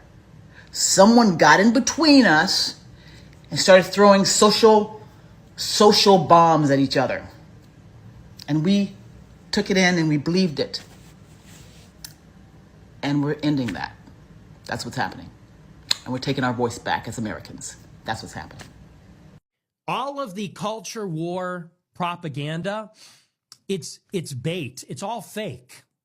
I'm watching videos by Daniel Schmidt and John Doyle. I'm watching videos by young white guys who think that our country is being run by black bureaucrats.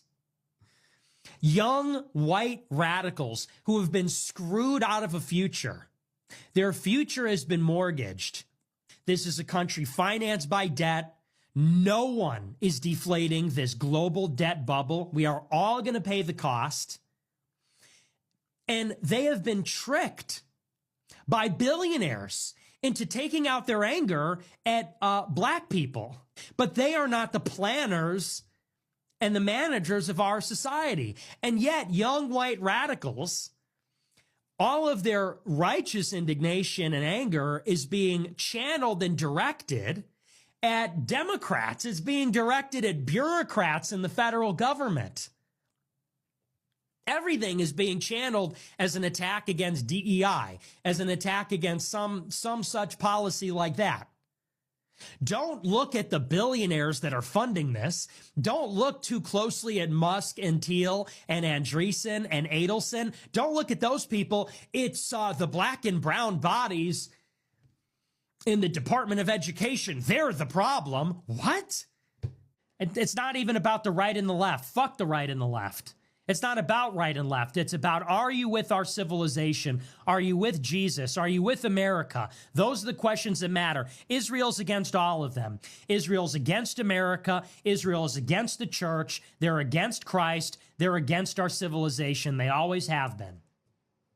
I want to talk about the Gog-Magog connection to the book of Revelation. There is a lot of debate out there as to where the Gog-Magog war fits on the timetable. Is it in the middle of the tribulation or the end of tribulation? God's word clears this up for us, and I want to share with you what the Lord has shown me through taking me to various scriptures. And as we compare scripture to scripture, I think you will see this too.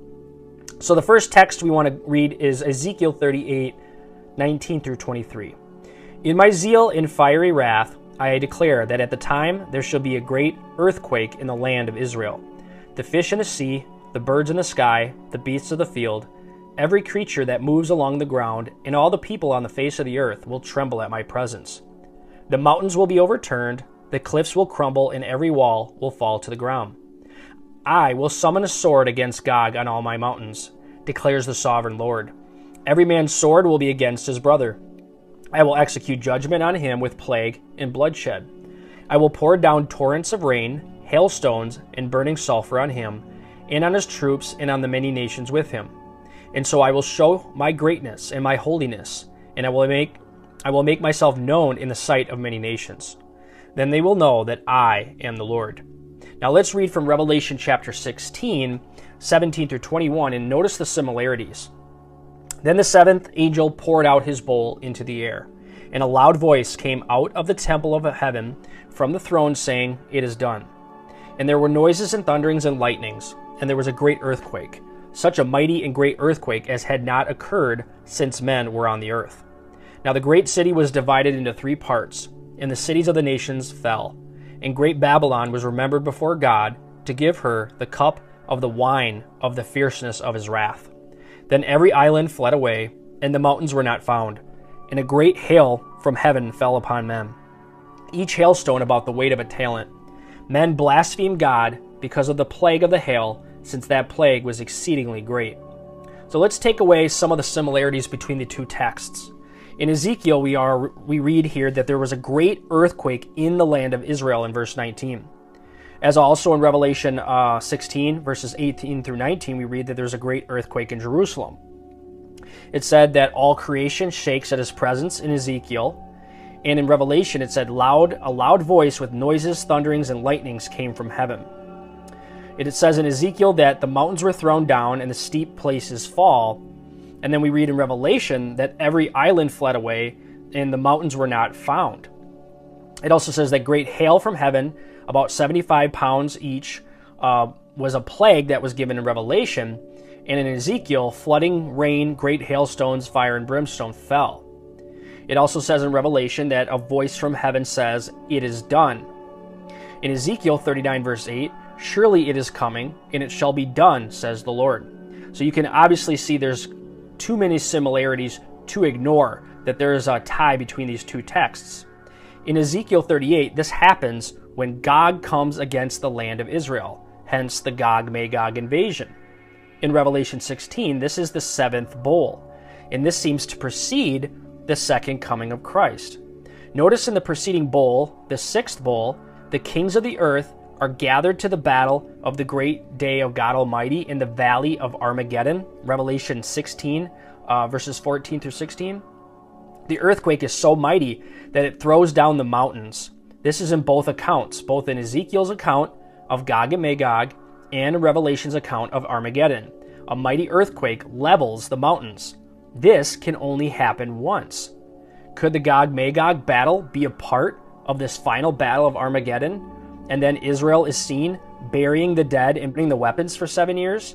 Quote, Then those who dwell in the cities of Israel will go out and set on fire and burn the weapons, both the shields and the bucklers, the bows and arrows, the javelins and spears, and they will make fires with them for 7 years. And then it says in verse 12, For 7 months the house of Israel will be burying them in order to cleanse the land. Now notice that the valley of Armageddon is surrounded by the mountains of Israel. If you look at this map, this is where the final battle will go down and Christ will show forth his glory. Many have thought that the final battle of Armageddon has no ties whatsoever to the Gog-Magog war. But if we compare Scripture with Scripture, it seems that there is. Notice some other connections. Quote, You shall fall upon the mountains of Israel, you and all your troops, and the peoples who are with you. I will give you to the birds of prey of every sort, and to the beasts of the field to be devoured. We find that in Ezekiel 39, verse 4. Then turn to Revelation 19, verses 17 through 18. Then I saw an angel standing in the sun, and he cried with a loud voice, saying to all the birds that fly in the midst of heaven, Come and gather together for the supper of the great God, that you may eat the flesh of kings, the flesh of captains, the flesh of mighty men, the flesh of horses and of those who sit on them, and the flesh of all the people, free and slave, both small and great. And then it says in verse 21, And the rest were killed with the sword which proceeded from the mouth of him who sat on the horse, and all the birds were filled with their flesh. Notice another connection, that panic strikes the armies of the men. In both accounts, God sends a panic on the wicked, which causes them to attack one another. In the Gog-Magog battle, it says in Ezekiel 38, verse 21, And I will call for a sword against him throughout all my mountains, says the Lord. Every man's sword shall be against his brother. And then we find in Zechariah 14, verse 13, in the battle of Armageddon. In Zechariah chapter 14, the prophet gives an account of what happens on the day of the Lord, the day that Jesus comes back to fight against the combined armies of the earth at Armageddon. And it shall come to pass in that day that a great tumult from the Lord shall be among them, and they shall lay a hold every one on the hand of his neighbor, and his hand shall rise up against the hand of his neighbor. When we take Scripture and compare it with Scripture, that this in fact is most likely the same battle, which says that this will happen at the end, the very end of the 7-year tribulation period, in the 7th bowl, right before Christ comes back, or will be a part of Christ's judgment in the second coming. The Bible says that this attack at the end of time will come on Israel from the north and the south, and that will be the final war, the war to end all wars that will usher in the end of time. Now here's the question. Are we entering into that war right now? No.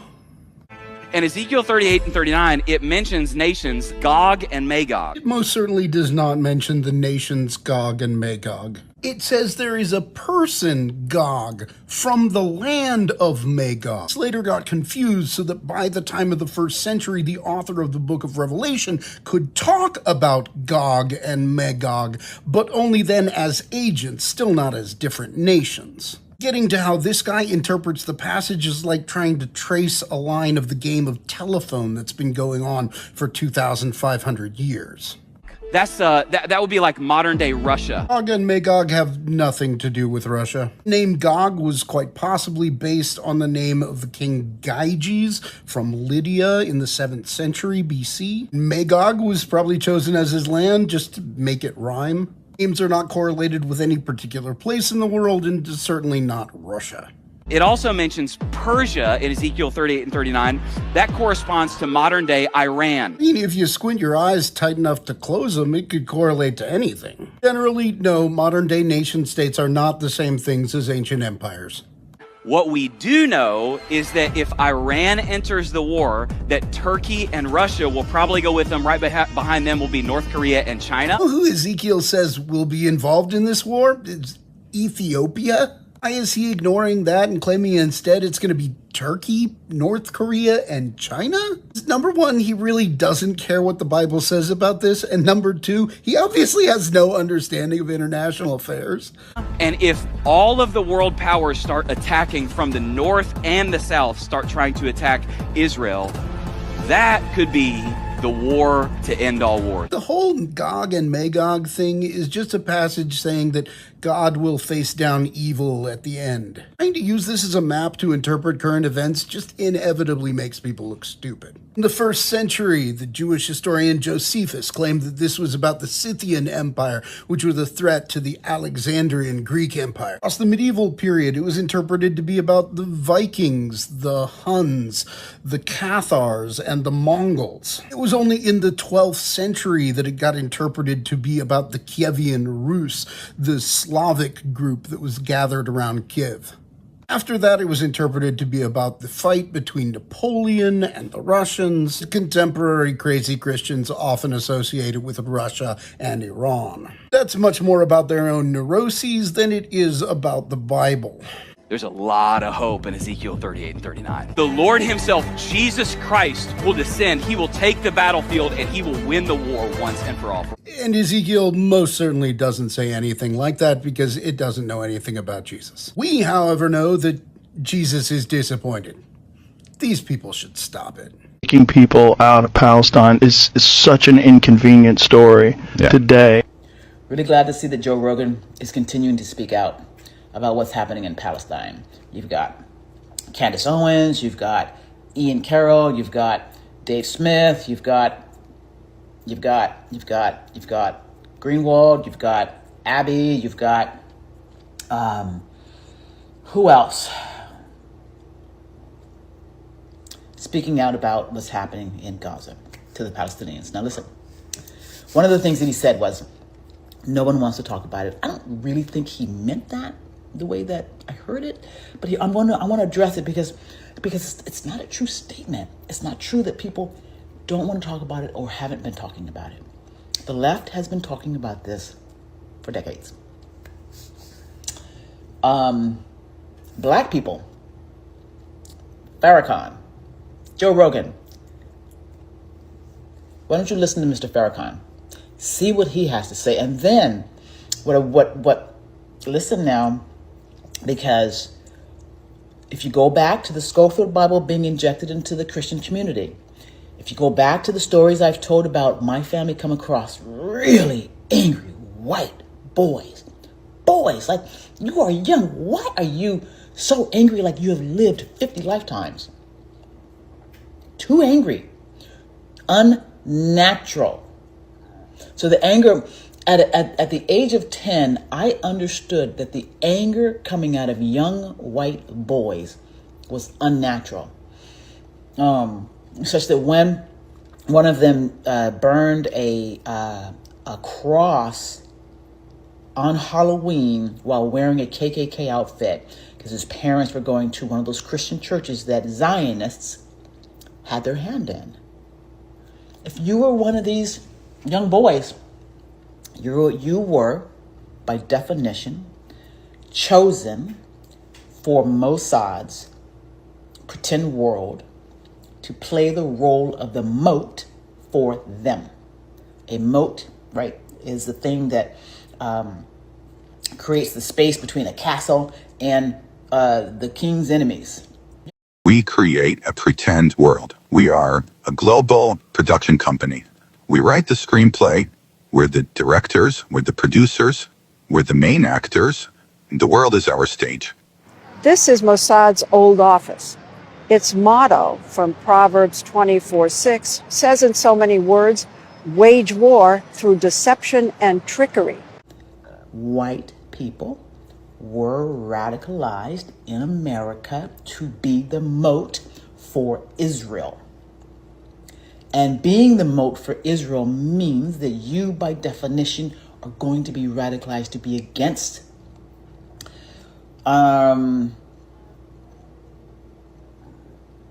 diversity in your own country.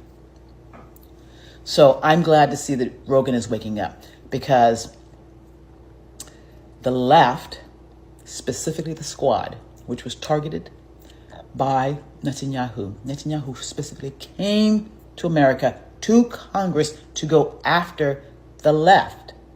And he used that ecosystem on the right that Joe Rogan is a part of. I'm glad he's waking up.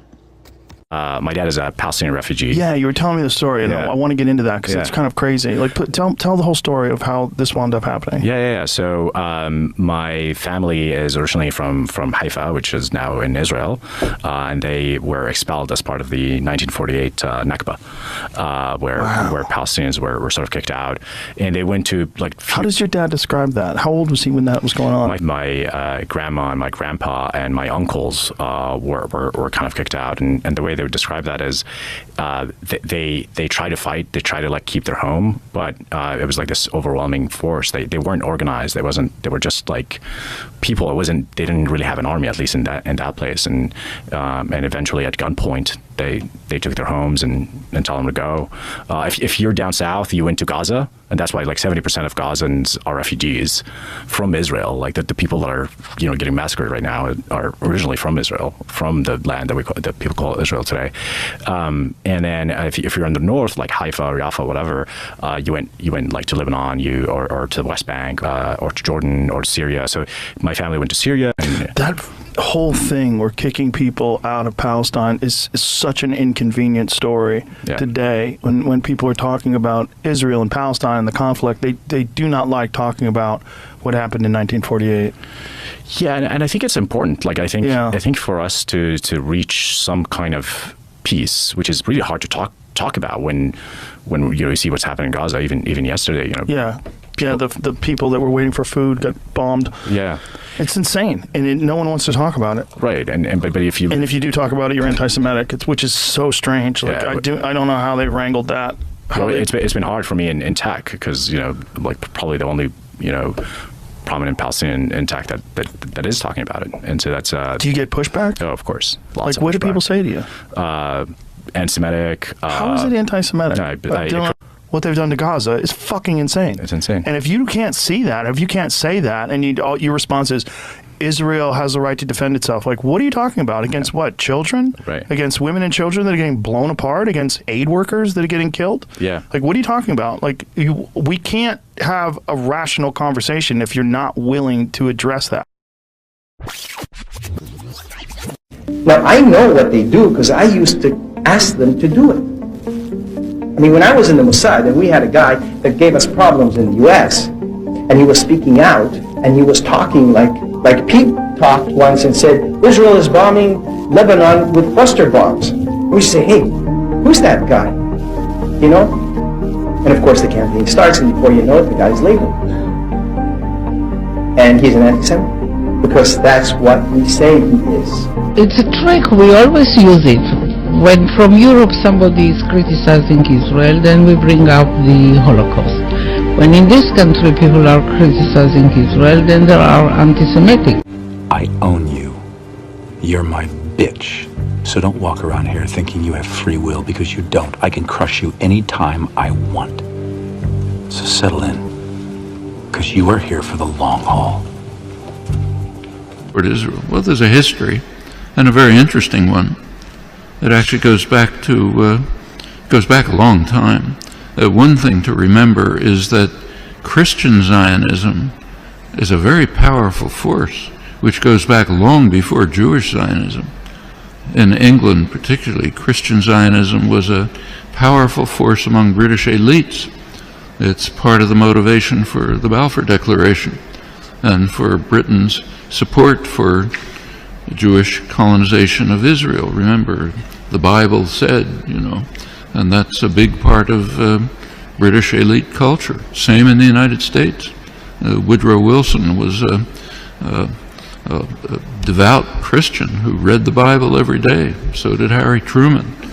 In the Roosevelt administration, one of the leading officials, Harold Ickes, once described the return of the Jews to Palestine as the greatest event in history.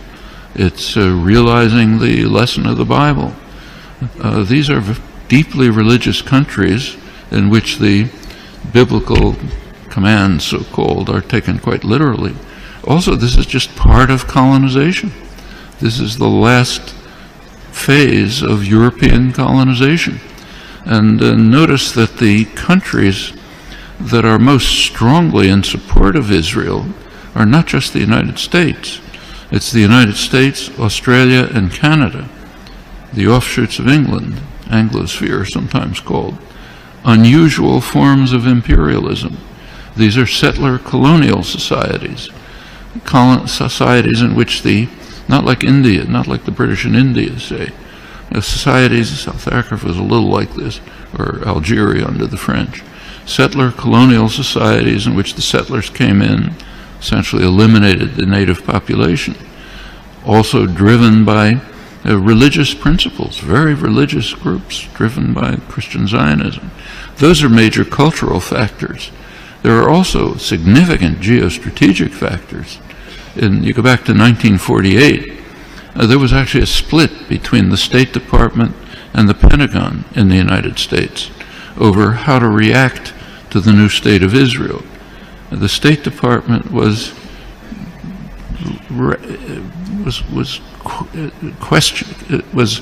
not committed strongly to Israeli conquests, the establishment of the state, and was concerned about the refugees. It wanted an implementation of the refugee problem. The Pentagon, on the other hand, was very impressed with Israel's military potential. The Israeli military successes, if you look back at the internal record and declassified, the Joint Chiefs of Staff described Israel as the second largest military force in the region after Turkey and a potential base for U.S. power in the region. That continued. Can't run through the whole record, but in 1958, when there was a serious crisis in the region, Israel was the only state that strongly cooperated with Britain and the United States, and it won plenty of support from the governments and the military for that reason. 1967 is when the current relations with Israel were pretty much established. Israel performed a major service to the United States by destroying a secular Arab nationalism, a major enemy of the United States, and supporting radical Islam, which the U.S. supported. And it continues right until the present. Right now, we saw an example of that just during the latest Gaza attack. You recall that at one point, Israel began to run out of munitions during the assault, despite the fact that it's armed to the teeth. The United States provided Israel with additional munitions through the Pentagon. And notice where they were taken from. These were U.S. munitions pre-positioned in Israel for eventual use by U.S. forces. One of many signs of how Israel is regarded as essentially a military offshoot of the United States. Very close intelligence relations that go way back, many other connections. And the media tend to take up, to support the policy of the government with very few, kind of little questioning around the edges, but basically accept the policy. So, for example, take another issue. Take the U.S. invasion of Iraq. You cannot find the phrase U.S. invasion of Iraq in the U.S. media. There was obviously an invasion, a blatant act of aggression, a textbook case of that's Nuremberg trials called the supreme international crime. Cannot be mentioned. President Obama is praised as an opponent of the invasion. And what did he say? He said it's a mistake. It's a strategic blunder. We're not going to get away with it. That's the kind of opposition that you heard from the German General Staff during Hitler's invasion of Russia. It's a blunder. Shouldn't do it. Should knock off England first. That's regarded as opposition. Same in Vietnam. There's now a commemoration underway, big commemoration of U.S. sacrifices in Vietnam. Try to find the phrase U.S. invasion of South Vietnam there or anywhere in the past year since 1961 when it took place. Non-existent, maybe on Democracy Now, what I write, but way out at the fringe. And this is not unique to the United States. Take, say, Britain. Right now there's interesting debates in the British literary journals, like the Times Literary Supplement, as to whether Britain should finally begin to recognize the genocidal, the word that's used, genocidal character of British colonization hundreds of years ago. Should Britain begin to face it? You can ask that question in many places. The tendency of the intellectual community to go along like a herd in support of state power, private power, is just overwhelming. Intellectuals like to think of themselves as dissident, critical, courageous, standing up against power. Absolutely untrue. You look at the historical record, that's a small fringe, and they're usually punished. The mainstream tends to be what was once called a herd of independent minds, marching in support of state power. Nothing new here. Unfortunate, you have to fight against it. I think it's about time we stop, those of us who support, as most of us do, Israel and this body for apologizing for our support for Israel. There's no apology to be made. None. It is the best $3 billion investment we make. Were there not an Israel, the United States of America would have to invent an Israel to protect her interest in the region. The United States would have to go out and invent an Israel. I am with my colleagues who are on the floor in the Foreign Relations Committee, and we worry at length about NATO. And we worry about the eastern flank of NATO, Greece and Turkey, and how important it is. They pale by comparison. The United States would have to go out and invent an Israel. The second part is people should understand by now, this should be crystal clear, that Israel is the single greatest strength America has in the Middle East. I always say to my friends when they say those things to you, I say, imagine our circumstance in the world were there no Israel. How many battleships would there be?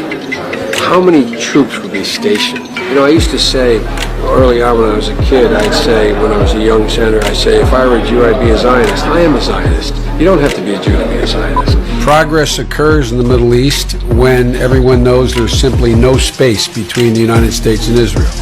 There is no space between the United States and Israel when it comes to Israel's security. There is only one nation in the world that has unequivocally, without hesitation, and consistently confronted the efforts to delegitimize Israel. At every point in our administration, at every juncture, we've stood up on behalf of the legitimacy of the State of Israel.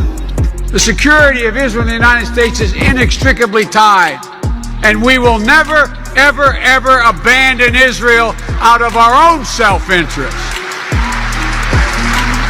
I also emphasize what I've said throughout this conflict. The United States fully supports Israel's right to defend itself against indiscriminate rocket attacks from Hamas and other Gaza-based terrorist groups that have taken the lives of innocent civilians in Israel. I have said to people when they ask me if this capital crumbled to the ground, the one thing that would remain is our commitment to our aid, and I don't even call it aid, our cooperation with Israel. That's fundamental to Of course, Nancy, no one doubts where your loyalties lie. They're with a foreign country. We will never allow anyone to make Israel a wedge issue. That pledge is proudly honored in this Congress, where support for Israel remains ironclad and bipartisan. Not to the American people. You didn't help out the Maui wildfire residents, right? But you had tons, billions of dollars to rebuild Ukraine. Is there a limit for how much support we can give to Ukraine? No. Is there a limit to our defense of democracy? You had $14 billion to throw Israel's way as soon as they needed it. Anything they want. No restrictions, no covenants, nothing whatsoever. We must be crystal clear. We stand with Israel. We stand with Israel. You're more concerned what happens to a foreign country's capital than you are with the people of this country. Because when the people of this country protested in our capital, you called it an insurrection. Because our president is not speaking for the American people, and neither are you. That's your opinion. It's my opinion. Well, then sit down. We've heard your opinion. Thank you very much. You're not going to help the Americans who are struggling with healthcare and inflation. You're going to give billions of dollars to a foreign country and wave it in our face that your loyalty lies to them. And then act like you're shocked and surprised when the American people are protesting in our capital. The fact that the people who run our country don't represent us. Well, I love Israel. I love Israel. That their loyalties are to foreign countries. It's literally treason. States have some very important work to do for Israel. I can identify tonight two very important things that the United States has to do for Israel. There are many more, but there's no need to do more than simply two. In order for Israel to succeed the United States as a ruling state in the world, not only must the US economy collapse and the US dollar collapse, and when the US dollar collapses, it brings down the whole world of paper money with it, and if you don't believe me, just wait. Just wait. Not only must the United States collapse its economy and its money, but in addition, Israel has to wage a big war, which even non-Muslim political analysts are now anticipating. A big war. Even Jews now within Israel, I'm getting emails, even Jews within Israel, Jewish academics who are up in opposition to the Sharon government, they are now understanding that there's something big about to happen. And they're warning the world about it. Of course, it's too late now. Israel has to wage this big war, which is already planned long ago.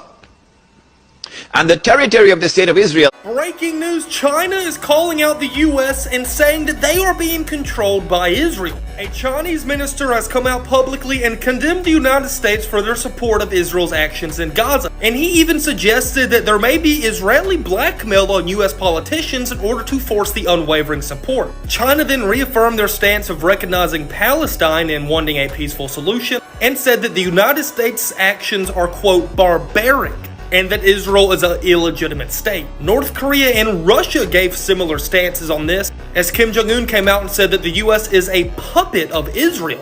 And the Russians came out and strongly condemned the United States' support of Israel and their strikes on Iran, as North Korea and China also said that the US does their, quote, bidding for the evils of the world, in reference to the Israelis. This is very strong words from China, Russia, and North Korea. When power rests on the foundations of faith, that power recognizes human values to be supreme.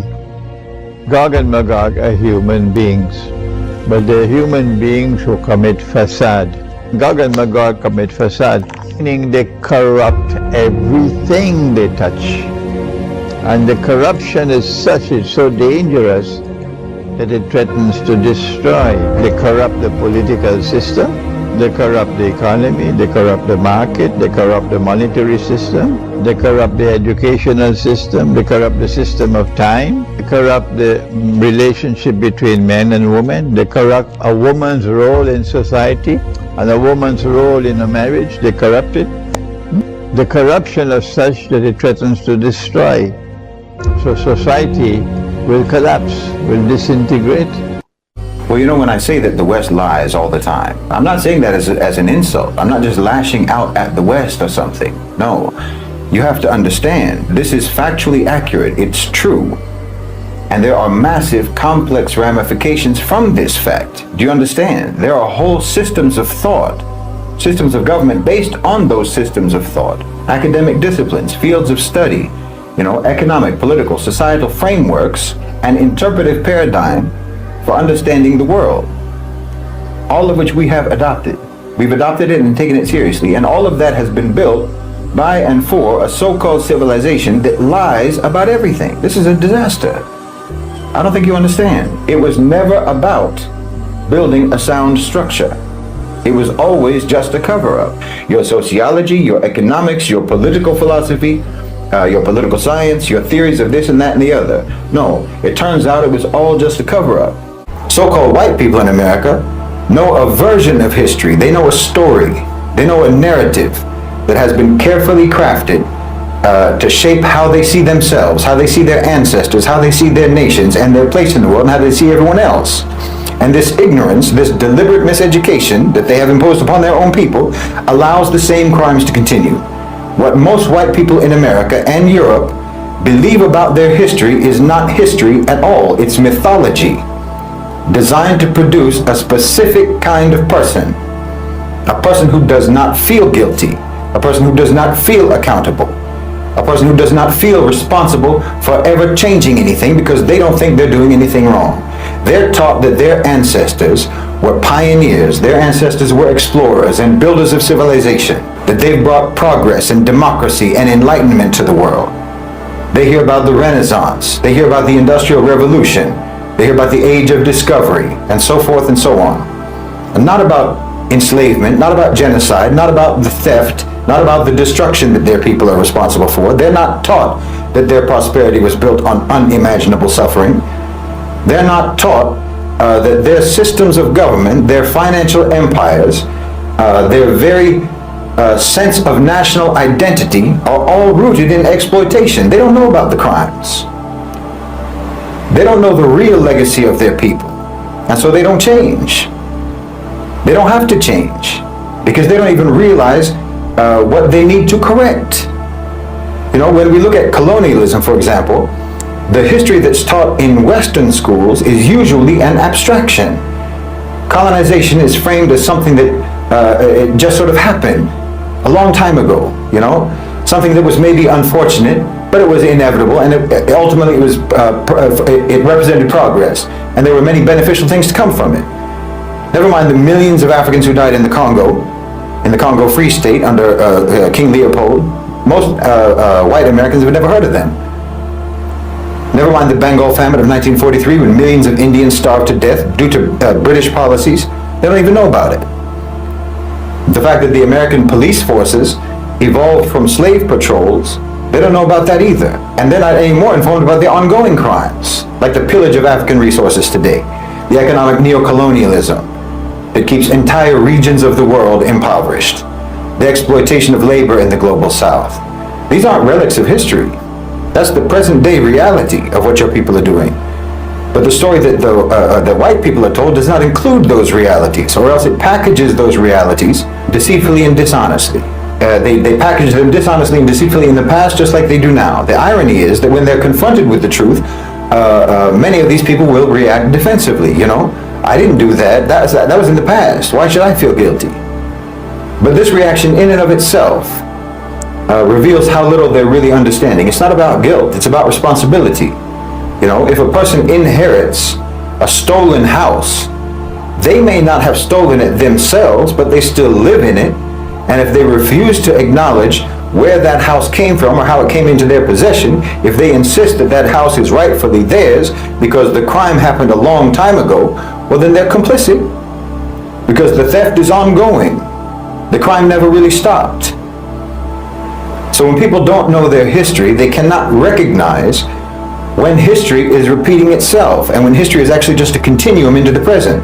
This is why so-called white people in America can watch their government arm and support genocide in Gaza, bomb Syria, Iraq, Yemen, and so on, and actually believe when they say it's for the purpose of security. They don't see the colonial mindset at work. That's why they can see corporations, for example, Western corporations, strip mine Africa for resources and not connect that to the centuries of plunder that came before, which just means that we're not even talking about past crimes. We're talking about ongoing crimes from the past until today. Like I said, it's a continuum. If there's ever going to be any real change, if there's ever going to be any hope for justice, then so-called white people have to actually learn your history. Not the history that makes you feel proud and makes you feel good, that makes you feel comfortable, but real history, the history that makes you uncomfortable, the history that you've denied all this time. And only when white people know their real history, really know it, then maybe they can begin to take the first steps towards repairing the damage that that history caused. The damage that it caused to millions upon millions of people all around the world, including themselves. You know, I said that every missile that Israel launches against Gaza actually lands in America, and it's blowing the whole society apart. I mean, everything about that so-called culture, that so-called civilization, which is actually nothing but a torture chamber for their own citizens, a torture chamber for the minds of their citizens, for their psyches, for their souls. It's being dismantled because of Gaza. You know, you've been imposing lies on your population for decades. No, for centuries. Inflicting cognitive dissonance on your people for centuries. Keeping your people boxed in a tight cage of ideological manipulation. It's like every individual citizen in your society is in some sort of an isolation cell that has beautiful pictures projected on the walls, just to lull them into thinking that they aren't imprisoned. You know, freedom, democracy, prosperity, upward mobility. You can be anything you dream of, so on and so on, etc., etc. All of this is being projected on the walls of their jail cells in America, in the collective West. And they can look at it, but they can't really go into it. You know, you can't experience what you're being shown. That's America. It's happy songs being pumped in over loudspeakers to drown out the sound of you and your neighbors weeping. Weeping because maybe their home is being foreclosed upon, or they lost their job.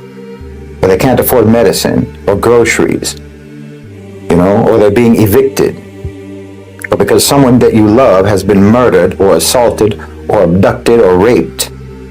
It's a dystopian reality constantly being gaslighted by utopian propaganda.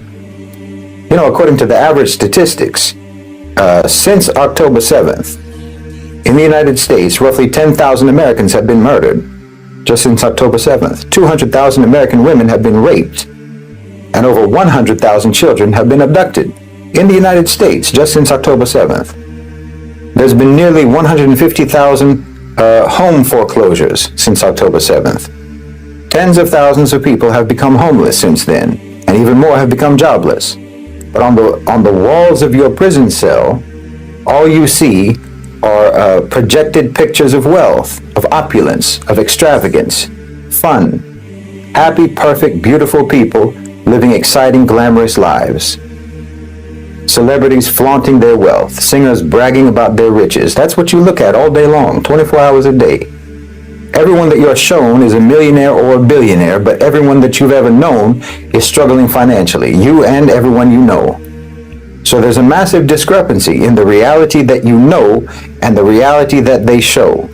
I mean, take, say, people living under military occupation or under racist regimes and so on. I mean, they have a right to resist. Actually, everyone in the world except the United States and Israel believes they have a right to exist. Mm-hmm. If you look at the UN resolutions. Talking about Palestine now, yeah. Palestine or South Africa. Yeah, yeah. I mean, if you take a look at the major UN, there are major UN resolutions on terrorism. Mm-hmm. One in 1987, denouncing the plague of international terrorism, calling on everyone to do something to stop it.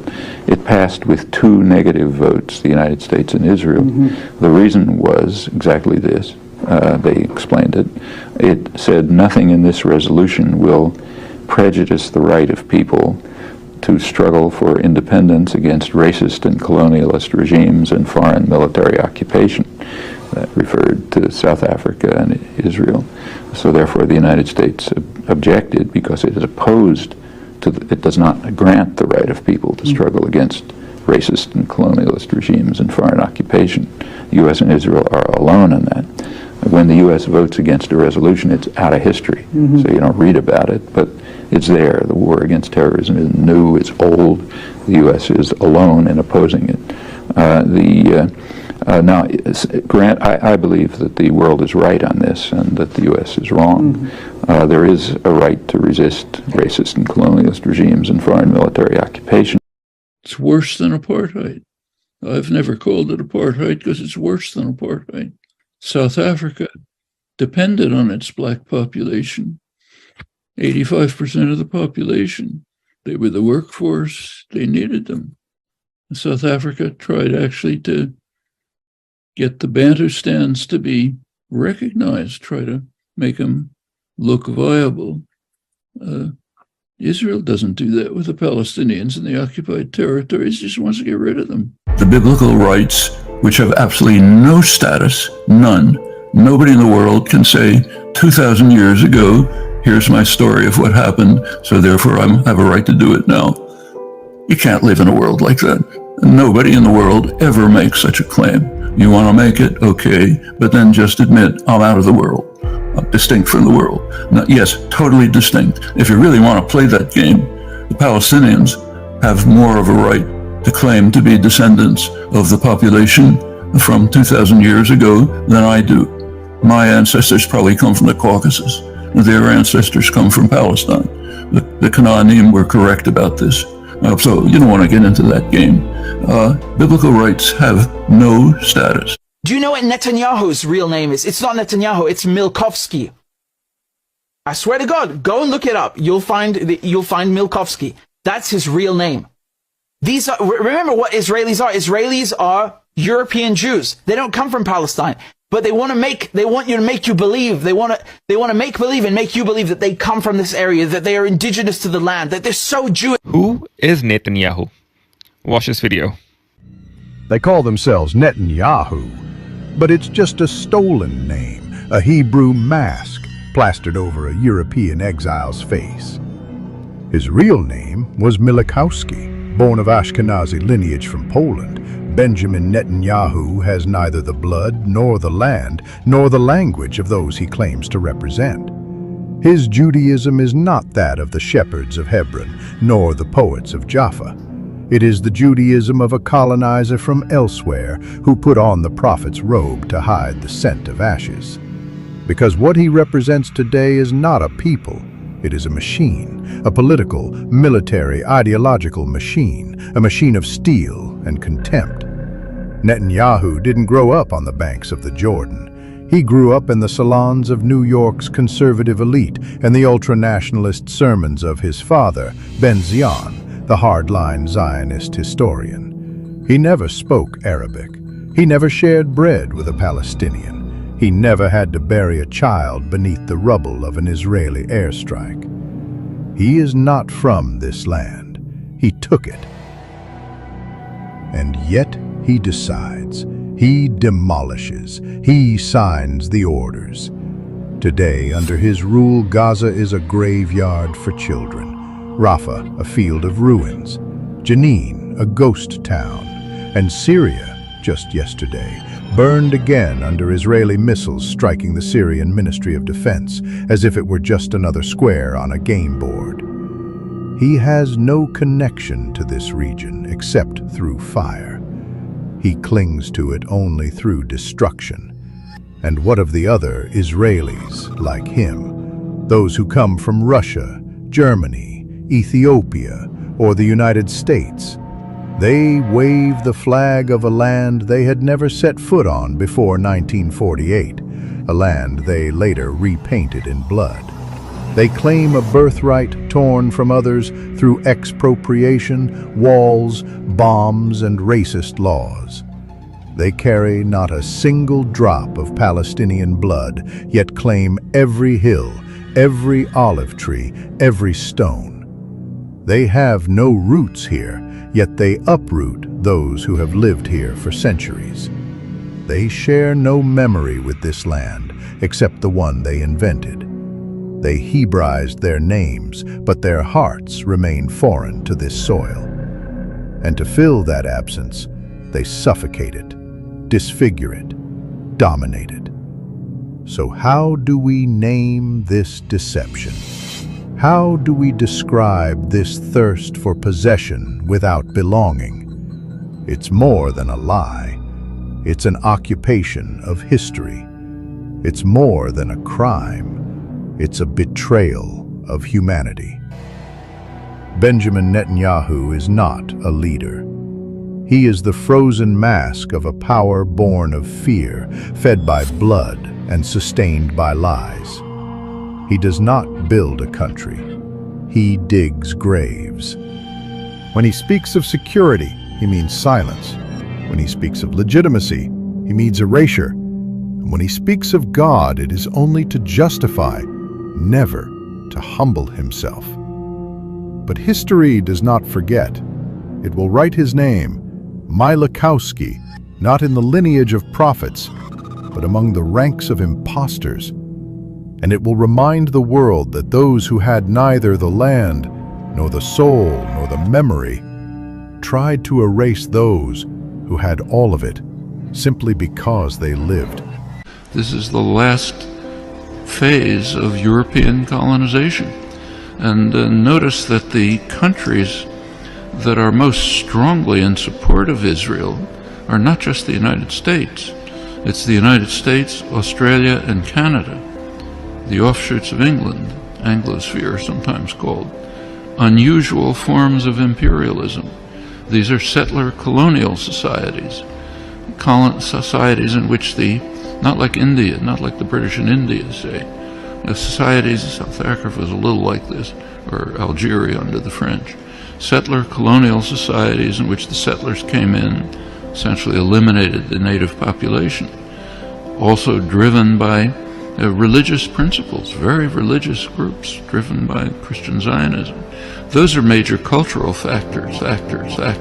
You're losing. Like, support for you has collapsed because everyone is waking up to the fact that you have run the longest game of propaganda ever. I mean, you look how they attack everybody's mind. The public school system, okay? We are just completely conditioned to believe, like, we talk about World War II. We hardly talk about what the Bolsheviks did. We hardly talk about what happened to the Christians. We're always focused on this belief that Jewish people can only ever be the victims. They can only ever be the victims. If they don't get you in the public school system, because this public school system is failing in 1,000 different ways, but not in emotional conditioning, they're going to get you in Hollywood, movie after movie after movie, given awards, and telling once again another tale about the Holocaust, which pulls at your heartstrings, and so you go, okay, we can never allow this to happen ever again in the South. And this has been something that has been, I did not expect, but so many people have emailed me and said, Candace, I left the Baptist church, I left whatever Protestant church, because I suddenly started seeing this. Like, how can we justify what Israel is doing? And you have our pastor standing up there saying it is your duty to defend them and just ignore